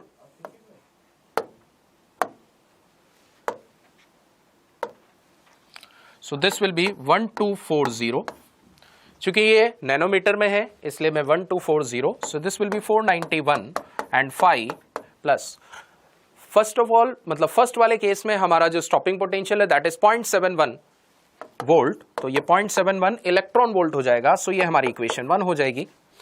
अब सेकंड वाले केस में हमें वेवलेंथ निकालनी है, स्टॉपिंग पोटेंशियल दे रखना है, कुछ नहीं, इसी इक्वेशन का वापस यूज करते हैं। So this will be lambda 5 plus stopping potential 1.43, so this will be 1.43 electron volt. So दो इक्वेशन है। सो आप देखेंगे कॉन्सेप्ट बहुत आसान है। कैलकुलेशन, यस कैलकुलेशन इसमें थोड़ी सी टिपिकल है, थोड़ा सा आपको कैलकुलेट करना पड़ेगा, इसलिए क्वेश्चन हम थोड़ा सा मॉडरेट कैटेगरी में डाल सकते हैं। सो यहां से जब आप सॉल्व करेंगे सो आपका जो आंसर होगा that will be 382 nanometre. So I think calculation आप कर लेंगे इसके लिए। Okay, so moving on to next question. So इस क्वेश्चन में हमें ठीक, इस क्वेश्चन में क्या है कि एक इलेक्ट्रॉन है, an electron enters in a capacitor making an angle alpha with one plate having kinetic energy k1 and comes out with kinetic energy k2 making an angle beta with other plane. So find the ratio of k1 and k2. So ये अच्छा conceptual question है। अगर आपको situation समझ में आ गई तो आप इसको कर लोगे, कोई कैलकुलेशन वाइज इसमें कुछ नहीं है। सो सिचुएशन जो है ये कुछ इस तरीके से है कि ये मान लीजिए कैपेसिटर की प्लेट्स हैं और यहां से एक इलेक्ट्रॉन प्रोजेक्ट किया। अब मैंने एक चाहूं तो मैं ऊपर प्लस नीचे माइनस ले सकता हूं या नीचे प्लस ऊपर माइनस ले सकता हूं, तो मैंने ऊपर प्लस नीचे माइनस ले लिया। इसका मतलब इलेक्ट्रिक फील्ड नीचे होगा, इसका मतलब इलेक्ट्रॉन है नेगेटिवली चार्ज्ड, उस पे फोर्स ऊपर लगेगा, उस पे एक्सेलरेशन ऊपर आएगा, विच मींस वाई डायरेक्शन में एक्सेलरेशन है, इसका मतलब वाई डायरेक्शन का वेलोसिटी चेंज होगा। तो आपको प्रोजेक्टाइल जब आपने पढ़ा होगा तो प्रोजेक्टाइल का बेसिक बार बार यही बोला जाता है कि एक हॉरिजॉन्टल डायरेक्शन में कोई एक्सेलरेशन नहीं है तो वेलोसिटी आपकी चेंज नहीं होती। वो कॉन्सेप्ट आपको आता है तो वही कॉन्सेप्ट यहां पर भी लगा सकते हैं कि जब ये पार्टिकल यहां से चला v1 स्पीड से और यहां पर जब स्ट्राइक कर रहा है v2 स्पीड से, तो horizontal component will not change. So मैंने यहां v1 माना, यहां v2, यहां हॉरिजॉन्टल कंपोनेंट वेलोसिटी का that is v1 cos alpha और यहां पर v2 cos बीटा, दोनों को इक्वेट कर दिया। देखिए दोनों को इक्वेट करा, मेरे पास वेलोसिटी का रेशियो आ गया, v1 v2 का रेशियो आ गया, ये मेरे पास रिलेशन। अब हमसे पूछा क्या है, हमसे पूछा है kinetic energy. We know kinetic energy is half mv square.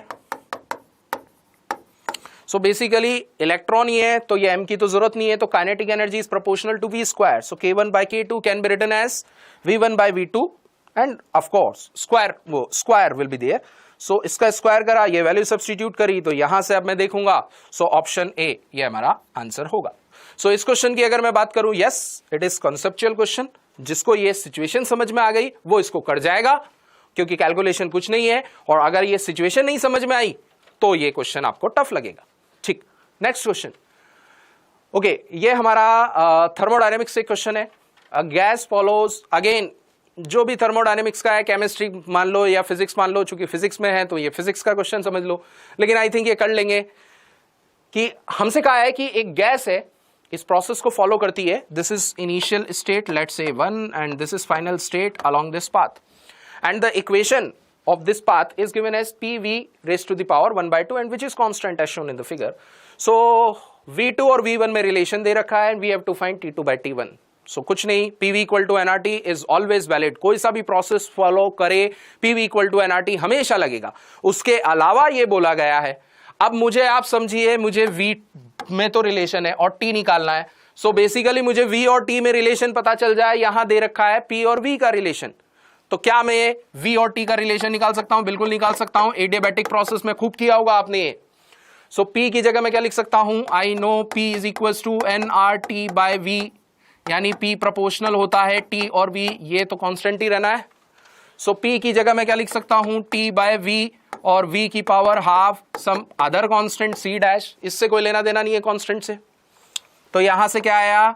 T and V की पावर हाफ सम कांस्टेंट। मतलब इस प्रोसेस के लिए आपको ये दे रखा था, इससे आपने ये निकाला। रिमेंबर, ये एडियाबैटिक प्रोसेस में किया होगा आपने इस टाइप से रिलेशन निकालना। अब ये आपको T और V में रिलेशन, V दे रखा है, T निकालना आई थिंक अब आपको बहुत आसानी से कर लेंगे, कोई ज्यादा डिफिकल्ट नहीं है। तो जरा यहां पर मैं देखता हूं, ये आ गया T1, ये आ गया V1, अंडर रूट ले लेता हूं, और this is T2 under root V2। मेरे ख्याल से अब आपको समझ में आ रहा होगा कि कैसे करना है। हमें पता करना है T2 by T1, so T2 by T1 वो होगा V2 by V1 and V2 by V1 I think अब आपको समझ में आ गया होगा, बहुत ही आसान क्वेश्चन, √2, सो ये हमारा आंसर होगा। सो अब ये वाला क्वेश्चन, इसको आप इजी में रखो, मैं तो इजी में ही रखूंगा, क्यों? क्योंकि ये सब चीजें करते हैं हम, एडियाबैटिक में भी करते हैं, ठीक है, तो ये आपने अगर स्कूल बोर्ड में भी पढ़ा होगा तो भी आपने किया होगा। ओके, नाउ नेक्स्ट, ये लॉजिक गेट्स। अब मैंने कहा था, देखिए सेमीकंडक्टर से 3 क्वेश्चंस मिले, जिसमें से 2 तो थ्योरेटिकल थे, अगर आपने एनसीईआरटी रीड करी है तो वो आपने कर लिए होंगे। ये लॉजिक गेट्स का है, ठीक है, इसमें ट्रुथ टेबल आपको कंपेयर करनी है। नाउ अब कुछ ही नहीं है सर्किट के अंदर, सिंपल है, आपको ये टेबल दे रखी है, भाई क्या केस बनेंगे, ए बी के कॉम्बिनेशन क्या क्या बन सकते हैं, 0 0 1 0 0 1 1 1। तो सबसे बेस्ट होता है कि इसमें आप चेक कर ले कि क्या टेबल हमारी इसमें बनेगी। सपोज मैं यहां पर लेता हूं ये 0 0, मान लीजिए ये 0 है, दिस इज 0, ओके। सो अगर ये 0 है तो ये पॉइंट भी हमारा 0 है, ये नॉट गेट है, सो ये 0 रहेगा, सो this will B 1, this is 0, so this will B 1, this will B 1 and similarly this will B 0।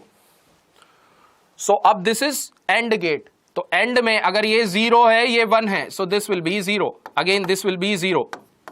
तो इस तरीके से आप इसको चेक कर सकते हैं। ये आपका नैंड गेट है, सॉरी नॉर गेट है, और फिर नॉट, तो 0 0 दिस विल बी 0, लेकिन यहां पर इसका अपोजिट हो जाएगा, सो दिस विल बी y। तो अगर ये दोनों 0 है, सो दिस विल बी y, इसका मतलब मेरा ये चेक। अब आप पहले से चेक कर लीजिए, क्या ये हो सकता है? नहीं हो सकता, ठीक है, क्या ये हो सकता है? नहीं हो सकता, क्या ये हो सकता है? नहीं हो सकता, ठीक है। ऑल्दो ये मेमोरी बेस्ड है तो हो सकता है ये एग्जैक्टली ऐसे ना मिले, लेकिन मैंने पहला ही चेक करा तो मैं समझ जाऊंगा यही मेरा आंसर होना चाहिए, और कंफर्म के लिए मैं दूसरी वाली भी चेक कर लूंगा। तो इसी तरीके से आप इसको चेक करेंगे तो आप पाएंगे कि ये जो आपकी एक ट्रुथ टेबल आपकी सही होगी। तो जब भी आपको ऐसे चेक करना हो, अब आप किसी के स्टूडेंट के दिमाग में आएगा सर चारों चेक करें, नहीं, आप ये देखो रिजेक्ट करो, पहली आपने करी और फिर देखो कौन सी रिजेक्ट कर सकते हैं। इस वाले केस में तो क्या हो गया, तीनों रिजेक्ट हो गए, अच्छी बात है, अगर नहीं होता तो सेकंड करते, ठीक है, लेकिन आप चारों भी चेक करोगे ना तो भी यही आएगा। बस मैं इसलिए बता रहा हूं कि आप अपना टाइम सेव कर सकते हो और कुछ नहीं, ठीक है, तो ये क्वेश्चन आसान है यदि आपको ट्रुथ टेबल ये आती है।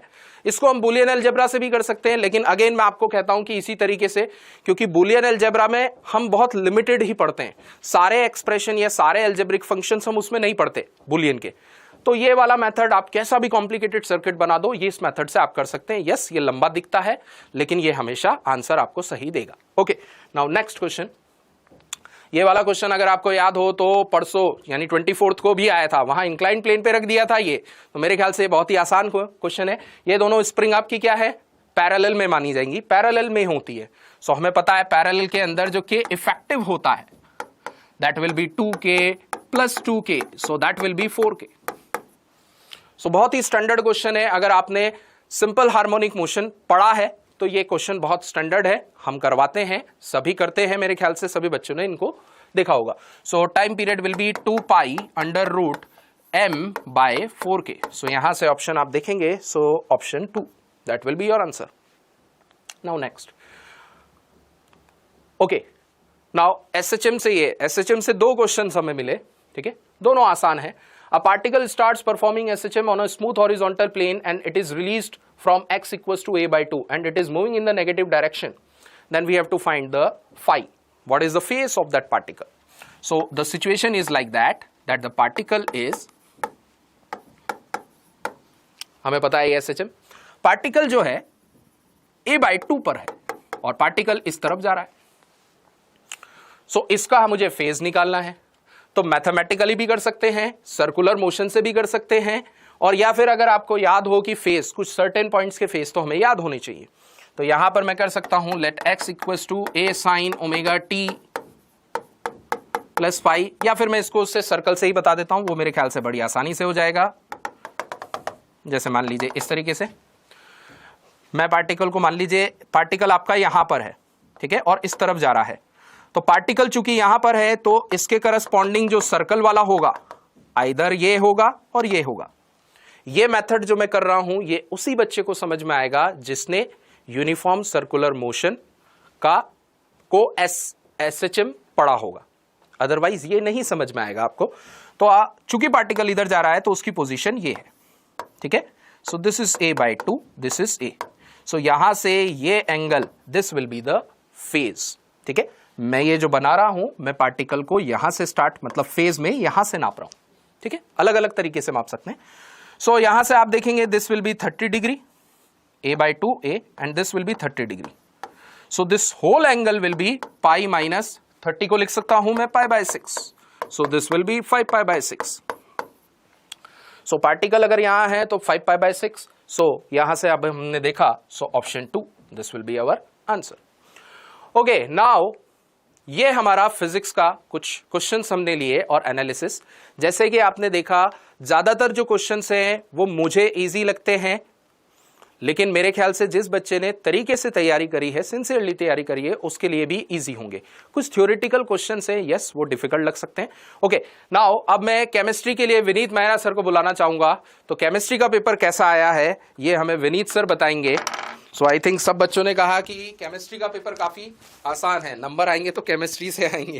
Hello everyone. ओके सर, जैसा कि सर ने अभी इतना फैबुलस एनालिसिस किया पेपर का, फिजिक्स पेपर का, तो अभी हम आते हैं केमिस्ट्री के, जो कि सबसे इजी पेपर माना जाता है और वाकई में आया है। हाँ, 23 और 24 ऑफ फैब के जो पेपर्स है उससे थोड़ा पेपर लेवल 10% या 20% लेवल अच्छा है, ठीक है। तो अभी केमिस्ट्री के पेपर पर हम आते हैं। Thank you Hada sir. Thank you sir, thank you very much.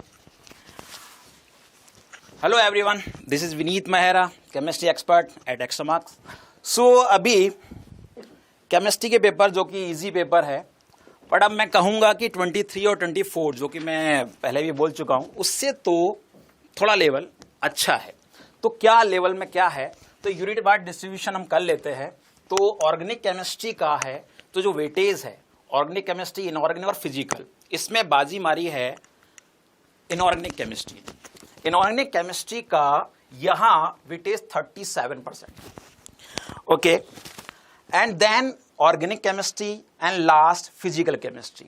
Physical chemistry का वेटेज कम है, बट अगर ये पेपर मॉडरेट कहा जा रहा है 23 और 24 फैब के जे मैन के पेपर से, वो इसलिए कहा जा रहा है क्योंकि फिजिकल केमिस्ट्री में कुछ क्वेश्चन जो कैलकुलेशन बेस्ड न्यूमेरिकल क्वेश्चंस थे, जो कि स्पेशली इलेक्ट्रोकेमिस्ट्री का क्वेश्चन था, वो बहुत ही डिफिकल्ट क्वेश्चन माना जा रहा है। हाँ है भी, ठीक है। तो 30% फिजिकल केमिस्ट्री का वेटेज कम है, बट ये पेपर मॉडरेट फिजिकल केमिस्ट्री की वजह से है। ओके, सो आगे ये यूनिट वाइज डिस्ट्रीब्यूशन के बाद हम बात करते हैं परसेंटेज वाइज डिस्ट्रीब्यूशन की। यहां क्लास 11th और क्लास 12th, क्लास 11th में से ऑलवेज, जैसा कि आपने देखा है एनटीए ने 12th क्लास से जो भी परसेंटेज कॉन्सेप्टली जितने भी कॉन्सेप्ट उठाए हैं वो 12th क्लास से मैक्सिमम उठाए। आप बात करें 69% जो वेटेज है क्लास 12th के कॉन्सेप्ट से है, और 31%, ओनली 31% क्लास 11 से आया है। तो ये परसेंटेज वाइज डिस्ट्रीब्यूशन है, क्लास वाइज डिस्ट्रीब्यूशन है, जिसमें क्लास 12 से 69% वेटेज है। ओके, नेक्स्ट अगर बात करें कि जेईई मेन का जो 25th का जो शिफ्ट सेकंड का जो पेपर है, इसमें जो क्वेश्चंस है वो इनऑर्गेनिक केमिस्ट्री में, देखो ये फर्स्ट क्वेश्चन है, ये ऑर्गेनिक केमिस्ट्री से है, और इस ऑर्गेनिक केमिस्ट्री के क्वेश्चन में जो कि अमाइन से बिलोंग करता है, नाइट्रोजन कंटेनिंग कंपाउंड से। मैं अभी कह रहा था, उससे पहले एक क्वेश्चन को मैं सॉल्व करूं उससे पहले एक बात बताना चाह रहा हूं कि इनऑर्गेनिक केमिस्ट्री में भी एनटी ने लास्ट 2 या 3 ईयर्स में हम बात करेंगे तो इस जेईई मेन के पेपर जो भी है उनमें theoretical based question direct NCERT से पूछे जा रहे हैं, स्पेशली इनऑर्गेनिक केमिस्ट्री के। और इस पेपर में 25th फैब के सेकंड शिफ्ट के पेपर में इनऑर्गेनिक केमिस्ट्री में मेटलर्जी, कोऑर्डिनेशन कंपाउंड, इनके क्वेश्चंस डी और एफ ब्लॉक के क्वेश्चन डायरेक्ट एनसीईआरटी बेस्ड है, डायरेक्ट एनसीईआरटी बेस्ड। ठीक है, तो first question from organic chemistry जो कि nitrogen containing compound 12th class से बिलोंग करता है, और पूछा गया कि विच of the following statement is correct for the given reactions. ये रिएक्शन आपको गिवन है, उसमें एनिलीन यहां ये प्रोडक्ट बना रहा है, first second and third, means ortho भी बन रहा है, पैरा भी बन रहा है, और मेटा भी प्रोडक्ट फॉर्मेशन हो रहा है, मींस एनिलीन का यहां नाइट्रेशन हो रहा है, और दे आर 3 प्रोडक्ट्स, क्या, ortho, para and Meta. But आपसे पूछा गया कि इनमें से कौन सा इसके लिए सही है, करेक्ट कौन सा होगा।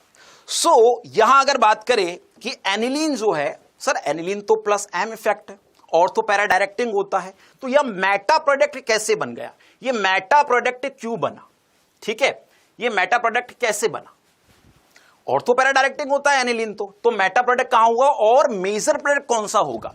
सो एक्चुअली क्या होगा, जो आंसर होगा कि यहां पर reaction is possible and second is major product. क्यों सर, वाई, क्योंकि यहां स्ट्रॉन्ग एसिडिक मीडियम है, कॉन्सेंट्रेट HNO3 और concentrate H2SO4, strongly acidic medium में एनिलीन एनिलीनियम आयन में कन्वर्ट होता है, एनिलीन एनिलीनियम आयन में कन्वर्ट होता है। ये स्ट्रॉन्ग एसिडिक मीडियम से क्या एक्सेप्ट करता है, H+, और ये किस में कन्वर्ट होता है, ये कन्वर्ट होता है एनिलीनियम आयन में, और ये जो एनिलीनियम आयन है, ये एनिलीनियम आयन मेटा डायरेक्टिंग होता है। तो यहां एनिलीन का जो नाइट्रेशन होता है in the presence of strong acidic medium, तो यहां मेटा प्रोडक्ट भी बनता है, बट मेटा प्रोडक्ट क्या नहीं होता, मेजर प्रोडक्ट नहीं होता, मेजर प्रोडक्ट होता है यहां पैरा प्रोडक्ट, जो कि यहां 51% इसका यील्ड होता है। मेटा का यहां बहुत कम होता है, मैं आपसे ये कहना चाह रहा हूं कि 47% होता है, और 2% यहां पर ऑर्थो होता है। तो यहां जो मेजर आपका प्रोडक्ट होगा वो पैरा प्रोडक्ट होगा। स्ट्रॉन्ग एसिडिक मीडियम में एनिलीन एनिलीनियम आयन में कन्वर्ट होता है, जो कि मेटा डायरेक्टिंग होता है, उसकी वजह से मेटा प्रोडक्ट फॉर्म हो रहा है, बट यहां मेजर प्रोडक्ट होगा पैरा, क्योंकि इसकी परसेंट यील्ड 51% है यहां पर। ठीक है, तो आंसर शुड बी सेकंड। ये ऑर्गेनिक केमिस्ट्री में नाइट्रोजन कंटेनिंग कंपाउंड का क्वेश्चन है। एनिलीन से भी यहां 2 क्वेश्चन आए, इस बार आइसोसाइनेट टेस्ट का भी क्वेश्चन आया। Second one, normal rain water pH is 5.6, ये एनवायरमेंटल केमिस्ट्री का 11th क्लास का क्वेश्चन है, और बच्चे से बच्चा जानता है कि हाँ, और ये पहले भी पूछा गया है, जेईई मेन में पहले भी ये क्वेश्चन पूछा गया है, डायरेक्ट पूछा गया था कि एसिड रेन की पीएच क्या है। तो 5.6 है, बट यहां बोला है कि normal rain water pH is 5.6 and statement second acidic rain water pH is less than 5.6। NCERT में क्लियरली मेंशन है डियर स्टूडेंट्स, क्लियरली मेंशन है कि रेन वाटर की जो पीएच होती है 5 to 5.6 होता है, ठीक है। और यहां अगर बात करें कि 5.6 से नीचे जो भी है, 5.6 से लेस देन 5.6 वो पीएच होती है एसिड रेन की। जनरली पीएच होती है रेन वाटर की 5.6 और उसके बाद अगर उससे लेस देन 5.6 है तो वो एसिड रेन है। तो दोनों स्टेटमेंट फर्स्ट और स्टेटमेंट सेकंड दोनों ही यहां पर करेक्ट होंगे। तो यहां क्या होगा, statement first is false, statement second is true, यहां दोनों ही क्या होंगे, सही होंगे। तो statement first and second both are true, तो answer should be third. Okay, next question, correct structure of alpha anomer of maltose. Maltose ये बायोमॉलिक्यूल से, मैंने बोला है आपको एनटीए बायो मतलब थियोरेटिकल जो चैप्टर्स है चाहे 11 से हो या 12 से हो, अब आप बात करेंगे कि ये माल्टोज का ये बायोमॉलिक्यूल से बिलोंग करता है जो कि ऑर्गेनिक केमिस्ट्री में ही इसको मेंशन करते हैं। और alpha anomer of maltose, maltose क्या है, डाइसैकेराइड्स है जो कि अल्फा ग्लूकोज का डाइसैकेराइड्स, अल्फा ग्लूकोज से बना डाइसैकेराइड। टू, जब भी आप बात करेंगे कि maltose gives 2 monosaccharide units, alpha glucose 2 monosaccharide units on hydrolysis, hydrolysis पर 2 मोनोसैकेराइड यूनिट्स ये देता है कौन, माल्टोज। तो अल्फा ग्लूकोज के यहां बात करेंगे तो अल्फा एनोमर कौन सा होगा, फर्स्ट। अल्फा ग्लूकोज का स्ट्रक्चर क्या होगा, अल्फा ग्लूकोज का स्ट्रक्चर हुआ structure for alpha glucose HOH HOH OH H H OH CH2 OH and H, this is alpha glucose. और इसी के ही 2 यूनिट से जब ग्लाइकोसाइडिक बॉन्ड फॉर्म होता है C1C4 बॉन्ड, यहां बात करते हैं C1 and C4 bond form होता है, this is a glycosidic bond, so answer will be first. So बहुत डायरेक्टली आपको माल्टोज का अगर स्ट्रक्चर मालूम है, अल्फा ग्लूकोज जो कि यहां अल्फा ग्लूकोज की 2 मोनोसैकेराइड यूनिट्स यहां हाइड्रोलाइसिस पर मिलती है माल्टोज से, तो आप आइडेंटिफाई कर पाएंगे कि आंसर कौन सा होगा, फर्स्ट होगा, ठीक है। डायरेक्टली थियोरेटिकल क्वेश्चन था। नेक्स्ट क्वेश्चन, ये बहुत अच्छा क्वेश्चन था और एक्चुअली ये 11th में जनरल ऑर्गेनिक केमिस्ट्री में भी आ सकता है एसिडिक स्ट्रेंथ में, और इसको कार्बोक्सिलिक एसिड में भी हम ये शामिल कर सकते हैं, ठीक है। तो क्वेश्चन क्या है, which the correct Ka order for the following compounds. ये आपको यहां ABCD देयर आर 4 कंपाउंड्स, जिनमें से 3 तो यहां पर क्या है, 3 तो कार्बोक्सिलिक एसिड है और एक क्या है, फिनॉल। तो क्लियर हो गया कि फिनॉल तो यहां लेस एसिडिक हो गया, सबसे लास्ट में तो आपको क्या आना है, फिनॉल ही आना है। तो इन ऑप्शंस में देखो डी, अगर आप फोकस करेंगे तो डी है ना, ऑल बेस देखो डी यहां पर क्या दे रखा है सर, मोर देन दे रखा है, कि एक ही बात कर रहा है ना वो, तो जो लेस एसिडिक होगा, जो लेस एसिडिक होगा उसका के की वैल्यू कम होगी, क्यों, acidic strength is directly proportional to the K is एक एसिड डिसोसिएशन कांस्टेंट, जितना एसिड डिसोसिएशन कांस्टेंट की वैल्यू होगी उतना ही एसिडिक स्ट्रेंथ भी होगी। तो डायरेक्टली यहां एसिडिक स्ट्रेंथ डिसाइड करना है आपको, ठीक है। तो ये तो सबसे कम हो गया, मींस इसकी के की वैल्यू जो है वो सबसे कम होगी, ठीक है। अब आपको डिसाइड करना है इन तीनों में। अच्छा, तीनों में यहां ये कौन सा है, -I और ये -M भी है, ठीक है। यहां ये इफेक्ट शो करेगा, ये है +I या +H भी कह सकते हो आप यहां पर, हाइपर कंजुगेशन, जो कि बात करेंगे अब यहां पर कि ये इलेक्ट्रॉन कौन सा है, डोनेटिंग ग्रुप, ये इलेक्ट्रॉन डोनेटिंग ग्रुप, ये electron withdrawing group, electron withdrawing group और इलेक्ट्रॉन डोनेटिंग ग्रुप। और आपको मालूम है कि इलेक्ट्रॉन जो विड्रॉइंग ग्रुप होता है वो एसिडिक स्ट्रेंथ को इंक्रीज करता है, और जो इलेक्ट्रॉन डोनेटिंग ग्रुप होता है वो एसिडिक स्ट्रेंथ को, सर यहां जो NO2 ग्रुप है, ये जो भी NO2 ग्रुप -I ग्रुप है, इलेक्ट्रॉन विड्रॉइंग ग्रुप है, वो एसिडिक स्ट्रेंथ को क्या करेगा सर, इंक्रीज करेगा या बढ़ाएगा, मतलब इंक्रीज करेगा या डिक्रीज करेगा, क्या हो सकता है कि NO2 ग्रुप जो इलेक्ट्रॉन विड्रॉइंग ग्रुप है वो ऑलवेज ही क्या करेगा, बढ़ाएगा। एसिडिक स्ट्रेंथ को बढ़ाने का काम कौन करेगा, -I या -M ग्रुप, ठीक है। और ये क्या करेगा, डिक्रीज करेगा, क्योंकि ये इलेक्ट्रॉन डोनेट करेगा। सर ऐसा क्यों, ऐसा क्या हो रहा है कि -I ग्रुप जो इलेक्ट्रॉन विड्रॉइंग ग्रुप है वो एसिडिक स्ट्रेंथ को इंक्रीज कर रहा है, और जो +I या +H ग्रुप है जो इलेक्ट्रॉन डोनेटिंग ग्रुप है वो यहां एसिडिक स्ट्रेंथ को डिक्रीज कर रहा है। ये क्या होगा, ये इंक्रीज कर रहा है, ये डिक्रीज कर रहा है। -I इंक्रीज करेगा, +I डिक्रीज करेगा। क्यों हो रहा है ऐसा? इसलिए है क्योंकि इनके तीनों के अगर आप कॉन्जुगेट बेस बनाओगे, ठीक है, कार्बोक्सिलिक एसिड का कॉन्जुगेट बेस, फर्स्ट का कॉन्जुगेट बेस क्या होगा? CO minus carboxylate ion.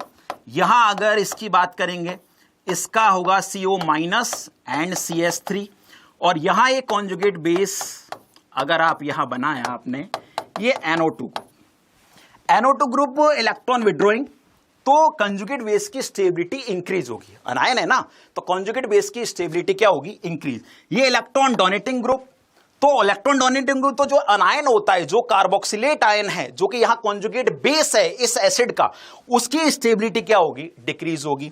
और ये कार्बोक्सिलिक एसिड है, तो कार्बोक्सिलेट है, ये कार्बोक्सिलेट है जो मिथाइल सब्स्टिट्यूट कार्बोक्सिलेट है, और ये NO2 group nitro substitute carboxylate.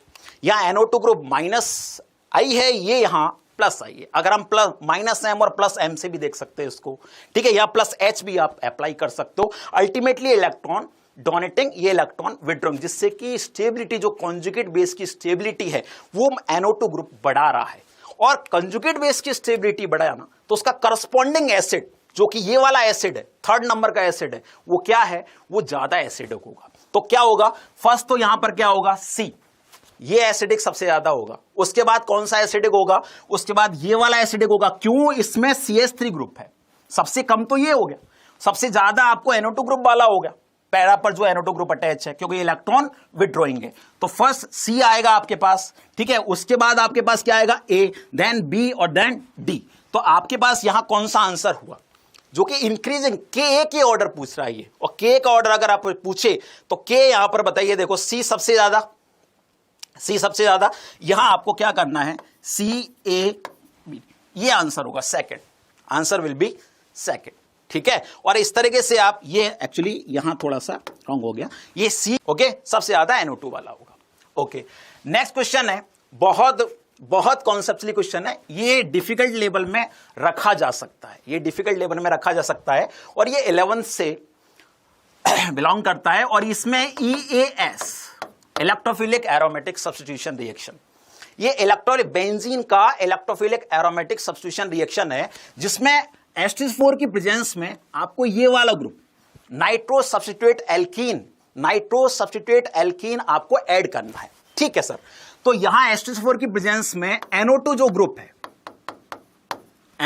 Group है उसमें से डबल बॉन्ड ब्रेक होगा, और अगर डबल बॉन्ड ब्रेक हुआ, क्योंकि यहां से H+ रिलीज होगा, H2SO4 तो ये कैटलिस्ट है ना, और H2SO4 अगर कैटलिस्ट है तो क्या करेगा? ये H+ रिलीज करेगा, और ये प्रोटॉन जो रिलीज कर रहा है वो यहां पर जाकर अटैक करेगा, जिससे डबल बॉन्ड ब्रेक होगा। अच्छा, डबल बॉन्ड ब्रेक होगा तो यहां कार्बोकैटायन का फॉर्मेशन होगा। देयर आर 2 पॉसिबिलिटीज, ठीक है, यहां कार्बोकैटायन की 2 पॉसिबिलिटीज है। फर्स्ट पॉसिबिलिटीज तो क्या है? फर्स्ट पॉसिबिलिटी है कि यहां 1 डिग्री कार्बोकैटायन का फॉर्मेशन हो। अगर ये डबल बॉन्ड ब्रेक हुआ तो यह 1 डिग्री बनेगा, और दूसरा जो कार्बोकैटायन फॉर्म होगा, ये दूसरा कार्बोकैटायन फॉर्म होगा, वो 2 डिग्री कार्बोकैटायन फॉर्म होगा। अच्छा, हम गलती कहां करते हैं sir? 2 degree carbocation is more stable then 1 degree carbocation. नहीं, यहां देख लीजिए, NO2 ग्रुप जो कि इलेक्ट्रॉन विड्रॉइंग ग्रुप है, वो कार्बोकैटायन की स्टेबिलिटी को डिक्रीज करता है। सो ये लेस स्टेबल होगा और ये मोर स्टेबल होगा, इसलिए ये इलेक्ट्रोफाइल की तरह बिहेव करेगा, और इलेक्ट्रोफिलिक एरोमेटिक सब्स्टिट्यूशन में बेंजीन पर ये वाला कार्बन, ये कार्बोकैटायन जाकर अटैच होगा। तो आंसर क्या होना चाहिए? हमारा आंसर होना चाहिए 4। Answer should B 4। क्यों? क्योंकि यहां 2 डिग्री कार्बोकैटायन मोर स्टेबल होता है, बट NO2 ग्रुप जो कि इलेक्ट्रॉन विड्रॉइंग ग्रुप है, जो कार्बोकैटायन की स्टेबिलिटी को डिक्रीज करता है। अच्छा, ये डिस्टेंस है यहां पर, तो यहां 1 डिग्री कार्बोकैटायन है, लेकिन NO2 यहां भी है, लेकिन ये 1 डिग्री कार्बोकैटायन से दूर है, ठीक है, इसलिए इस NO2 का इफेक्ट इस कार्बोकैटायन पर इतना नहीं होगा। इसका माइनस आई इफेक्ट इस कार्बोकैटायन पर, 1 डिग्री कार्बोकैटायन पर कम होगा, इसलिए ज्यादा स्टेबल होगा। और इसी कार्बन से इसी कार्बोकैटायन इलेक्ट्रोफाइल के फॉर्म में इस बेंजीन पर जाकर इलेक्ट्रोफिलिक एरोमेटिक सब्स्टिट्यूशन के थ्रू अटैच हो जाएगा, और आंसर आपके पास आएगा 4। Next, what is the composition of German silver? बोला मैंने आपको कि एनटीए डायरेक्ट क्वेश्चन दे रहा है, कहां से? एनसीईआरटी से। अच्छा, ये जो क्वेश्चन है उसमें डायरेक्ट आपको कॉम्पोजिशन पूछा है जर्मन सिल्वर का। अच्छा, इसमें सिल्वर का कोई लेना देना नहीं है। सिल्वर का यहां आपको कि जर्मन सिल्वर है तो जर्मनी से कोई मतलब है, या सिल्वर इसमें कॉम्पोजिशन में आएगा, ऐसा कुछ भी नहीं है। जर्मन सिल्वर का जो कॉम्पोजिशन होता है वो कॉपर होता है 50%, उसके बाद उसका निकेल और उसके बाद जिंक। कॉपर, निकेल और जिंक, जिसमें सबसे ज्यादा क्वांटिटी कॉपर की होती है। तो जो कॉम्पोजिशन है जर्मन सिल्वर का वो कॉपर होगा, ठीक है, जिंक होगा और निकेल होगा। डायरेक्ट थियोरेटिकल क्वेश्चन है, मेटलर्जी का क्वेश्चन है। इस बार 2 मेटलर्जी के क्वेश्चन आए थे, ठीक है, और इनऑर्गेनिक ने तो बाजी मारी है, मैंने आपको बोला। तो फर्स्ट इसका ऑप्शन क्या होगा? राइट ऑप्शन होगा। देखो, what is the composition of German silver? Copper, zinc और निकल। डायरेक्ट थियोरेटिकल क्वेश्चन था, ठीक है। In which of the following more than one type of bond length is present? One type of bond length is present. भाई आपको यहां आपको more than one type of bond length, मतलब different different bond length की बात कर रहा है, सेम इक्वल बॉन्ड लेंथ नहीं हो, तो इसका आंसर जो है वो SF4 है। क्योंकि आपको मालूम है, देखो CF4 SIF4 XCF4 में बॉन्ड लेंथ डिफरेंट डिफरेंट नहीं होता है। एक्सियल और इक्वेटोरियल बॉन्ड लेंथ क्या होता है? इक्वल होती है। तो इसने पूछा है मोर than one type of bond length, मतलब डिफरेंट डिफरेंट, एक्सियल अलग है, इक्वेटोरियल अलग है। तो यहां अगर मैं SF4 की बात करूं तो यहां इसका स्ट्रक्चर जो होगा वो सीसॉ स्ट्रक्चर होगा, ठीक है। इसका स्ट्रक्चर सीसॉ स्ट्रक्चर होगा, ये वाला स्ट्रक्चर होता है इसका, सीसॉ स्ट्रक्चर होता है, जिससे कि यहां lone pair bond pair repulsion होगा और bond length, axial bond length is more than equatorial bond length.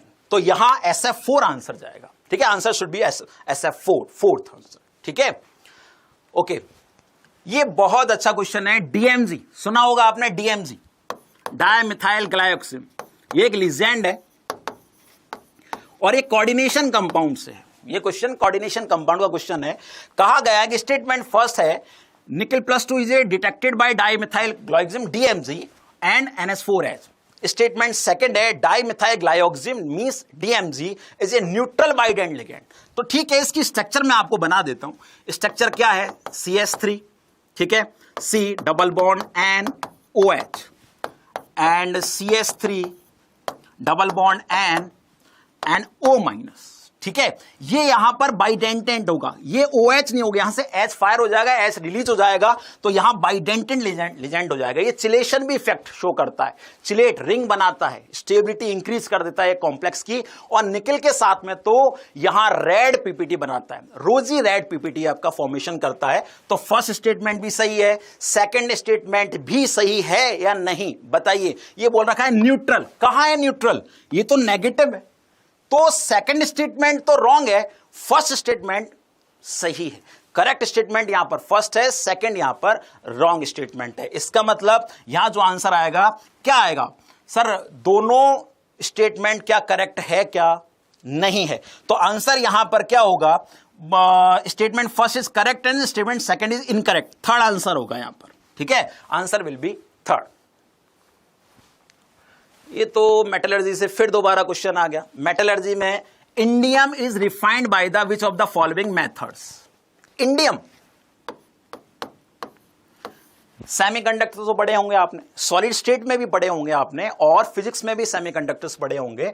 उसमें इंडियम जो हाई प्योरिटी जो मेटल्स होते हैं उनसे सेमीकंडक्टर्स बनाए जाते हैं, उसमें इंडियम भी है, ठीक है। जर्मेनियम है, इंडियम है, बोरोन है, ये सारी चीजें बनाई जाती है। ये सेमीकंडक्टर इनसे बनाए जाते हैं, इन मेटल से।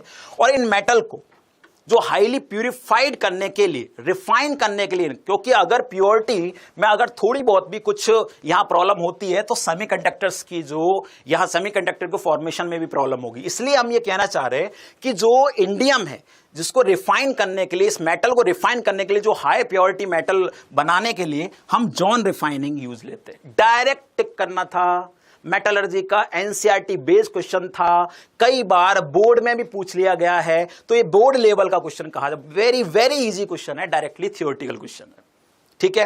ओके, ऐसे क्वेश्चंस को देखकर खुशी होती है कि हाँ ठीक है।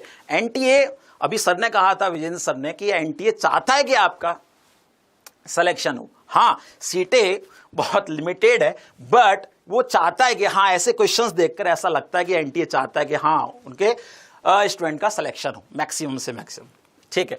ओके, देखो इसका मैंने आंसर भी दे रखा है और सॉल्यूशन भी है। देखो क्या है, what is the spin only magnetic moment of divalent cation, जिसका एटॉमिक नंबर 29 है।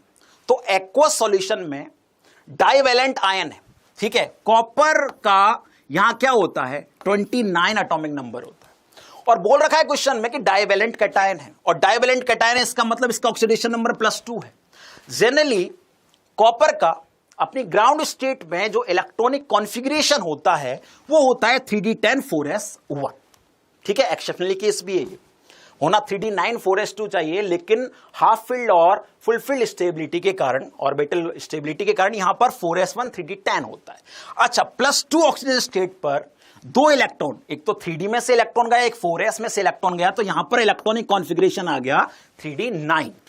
अब 3d9 को अगर आप बॉक्सेस के बेसिस पर लिखेंगे 3d ऑर्बिटल में, तो यहां कितना अनपेड इलेक्ट्रॉन होगा, 1। दे आर 1 अनपेड इलेक्ट्रॉन्स, ठीक है। जब ये इसकी ऑक्सीडेशन स्टेट एक्वस सॉल्यूशन में Cu+2 है, +2 ऑक्सीजन स्टेट है, तो मैग्नेटिक मूवमेंट का जो भी फॉर्मूला है बोर मैग्नेटॉन में निकालने का, √n+2, √n+2 ये फॉर्मूला है, जहां n की वैल्यू आप क्या पुट करेंगे, n की वैल्यू आप यहां पर पुट करेंगे 1, क्योंकि d ऑर्बिटल में कितने अनपेड इलेक्ट्रॉन है, ओनली 1। और आंसर आपको अगर इसी फॉर्मूले में n पुट करेंगे तो आंसर आपके पास क्या आएगा, यहां √3 that is 1.732 bore magneton approx 2। अगर ये इंटीजर टाइप क्वेश्चंस है तो इसमें आंसर 2 भी हो सकता है, या 1.732 बोर मैग्नेटॉन भी, ठीक है। ये क्लियर है, ओके। ये भी या तो डी ब्लॉक से आप इस क्वेश्चन को मान सकते हैं, या कोऑर्डिनेशन कंपाउंड में भी सीएफटी में या मैग्नेटिक मूवमेंट आप यहां पढ़ते हैं, सीएफटी के अकॉर्डिंग भी अगर अनपेड इलेक्ट्रॉन वहीं आएगा,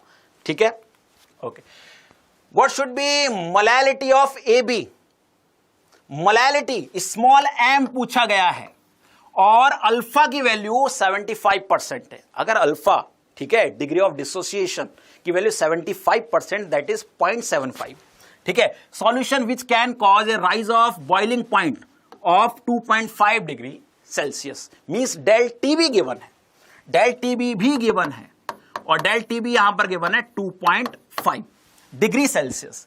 के बी की वैल्यू गिवन है आपको यहां पर, और यहां जो आंसर आएगा वो 2.747 आएगा। कैसे आएगा, आपको मालूम है कि sir elevation of boiling point del T B is equals to i, ये i van't Hoff factor M K B. Sir van't Hoff factor क्यों यूज लिया, अरे डिसोसिएट हो रहा है, अल्फा की वैल्यू यहां पर गिवन है और डिसोसिएशन हो, जहां एसोसिएशन और डिसोसिएशन हो तो यहां आपको आई से मल्टीप्लाई करना है किसी भी कॉलिगेटिव प्रॉपर्टी, चाहे आप ऑस्मोटिक प्रेशर फाइंड करें, ठीक है, चाहे डिप्रेशन फ्रीजिंग पॉइंट फाइंड करे, एलिवेशन बॉइलिंग पॉइंट फाइंड करे, आपको किसी भी कॉलिगेटिव प्रॉपर्टी को फाइंड करवाए किसी क्वेश्चन में, और उसमें डिसोसिएशन या एसोसिएशन टर्म, या कहा जा रहा है कि कोई कंपाउंड है, कोई आयनिक सॉलिड है, ठीक है, कोई भी कंपाउंड का डिसोसिएशन या एसोसिएशन हो रहा है, तो वहां वांट ऑफ फैक्टर से मल्टीप्लाई करना है, ठीक है, कर लेते हैं। बट सर प्रॉब्लम यह है कि हमें यहां आई नहीं दे रखा है, तो आई को फाइंड करने के लिए अल्फा है ना, तो अल्फा है, तो अल्फा से सर कैसे आई फाइंड करेंगे, तो अल्फा से फाइंड करने के लिए, आई फाइंड करने के लिए एक फॉर्मूला है डिसोसिएशन के लिए। देखो डिसोसिएशन के लिए एक फॉर्मूला है हमारे पास 1, ठीक है, 1n-1 अल्फा, अल्फा गिवन है, अल्फा गिवन है कितना है 75%, दैट इज 0.75, ठीक है, 0.75। एन, सर ये एन कहां से आएगा, बोल रखा है कि ए बी है और अल्फा दे रखा है, मींस डिसोसिएशन की बात हो रही है, तो A B dissociate into A plus n B minus ion, तो दे आर 2 आयंस। बस आपको इस फॉर्मूले में पुट कर देना है। आई चाहिए हमें, डेल टी भी गिवन है, के भी गिवन है, आपको मोलैलिटी फाइंड करवा रहा है, और इसके लिए आई आपको डायरेक्ट नहीं दे रखा, आई को फाइंड करने के लिए आपको क्या दे रखा है, अल्फा, और अल्फा दे रखा है 75%, जो कि आपको गिवन है क्वेश्चन में, तो 0.75। अब अल्फा से आई कैसे निकालेंगे, आपको मालूम है फॉर डिसोसिएशन अल्फा और आई में ये रिलेशन है, अगर आई आपको फाइंड करना है तो ये रिलेशन आपको लिखना होगा, और इस रिलेशन में आपको एन क्या होगा, अरे ए बी डिसोसिएट हुआ ना, सपोज करो NaCl दे दिया होता तो Na प्लस Cl माइनस, ठीक है, CaCl2 गिवन होता तो Ca प्लस 2 2Cl माइनस, तो यहां पर 3 हो जाते for CaCl2, number of ions. तो n यहां पर क्या है, n is number of ions, ठीक है। तो आपको यहां पर n की वैल्यू 2 पुट करनी है और अल्फा की वैल्यू 0.75 पुट करनी है। k भी आपको गिवन है क्वेश्चन में 0.5 एंड यहां 2.5 डेल टी भी गिवन है और डेल टी भी है, तो आपको m मोलैलिटी आएगा 2.747 अगर इसको आप कैलकुलेट करेंगे। ये सॉल्यूशन का 12th स्टैंडर्ड का मेनली क्वेश्चंस अभी 70% क्वेश्चन 12th स्टैंडर्ड के पूछे गए हैं। और अगर ये क्वेश्चन, अगर ये पेपर 23 और 24 से मॉडरेट भी है ना, मतलब एक अच्छे लेवल का है, ये मॉडरेट लेवल का भी बात करें अगर उसके कंपेयर में, तो इन्हीं क्वेश्चंस की वजह से है। फिजिकल केमिस्ट्री 12th की फिजिकल केमिस्ट्री, इलेक्ट्रोकेमिस्ट्री का बहुत अच्छा क्वेश्चन, ये यह सॉल्यूशन का क्वेश्चन है, ठीक है। अच्छा, फिर क्वेश्चन हमारा ये यहां पिक्रिक एसिड इस तरीके से, ओके। तो क्वेश्चन है, in how many of the following compound carboxylic acid functional group is present. मतलब ये आपको देयर आर 4 फंक्शनल ग्रुप और इनमें आपको क्या फाइंड करना है। इसमें आपको इन चारों, देखो यहां पर ये स्ट्रक्चर्स नहीं गिवन है, ये सॉल्यूशन कर, आपको नेम गिवन थे, sulphanilic acid, picric acid, aspirin, ascorbic acid. अब इनकी स्ट्रक्चर किसी को नहीं मालूम है ना, तो ये क्वेश्चन तो नहीं होगा।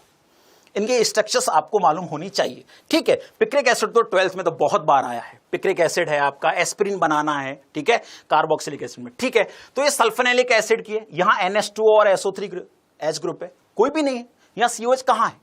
पिक्रिक एसिड में ये फिनॉल है, ये 2,4,6 ट्राइनाइट्रोफिनॉल है, यहां भी कार्बोक्सिलिक एसिड नहीं है। बात करें एस्कॉर्बिक एसिड की, यहां भी कार्बोक्सिलिक एसिड नहीं दिख रहा। तो इन चारों में से कार्बोक्सिलिक एसिड किस में है, ये एस्पिरिन में है।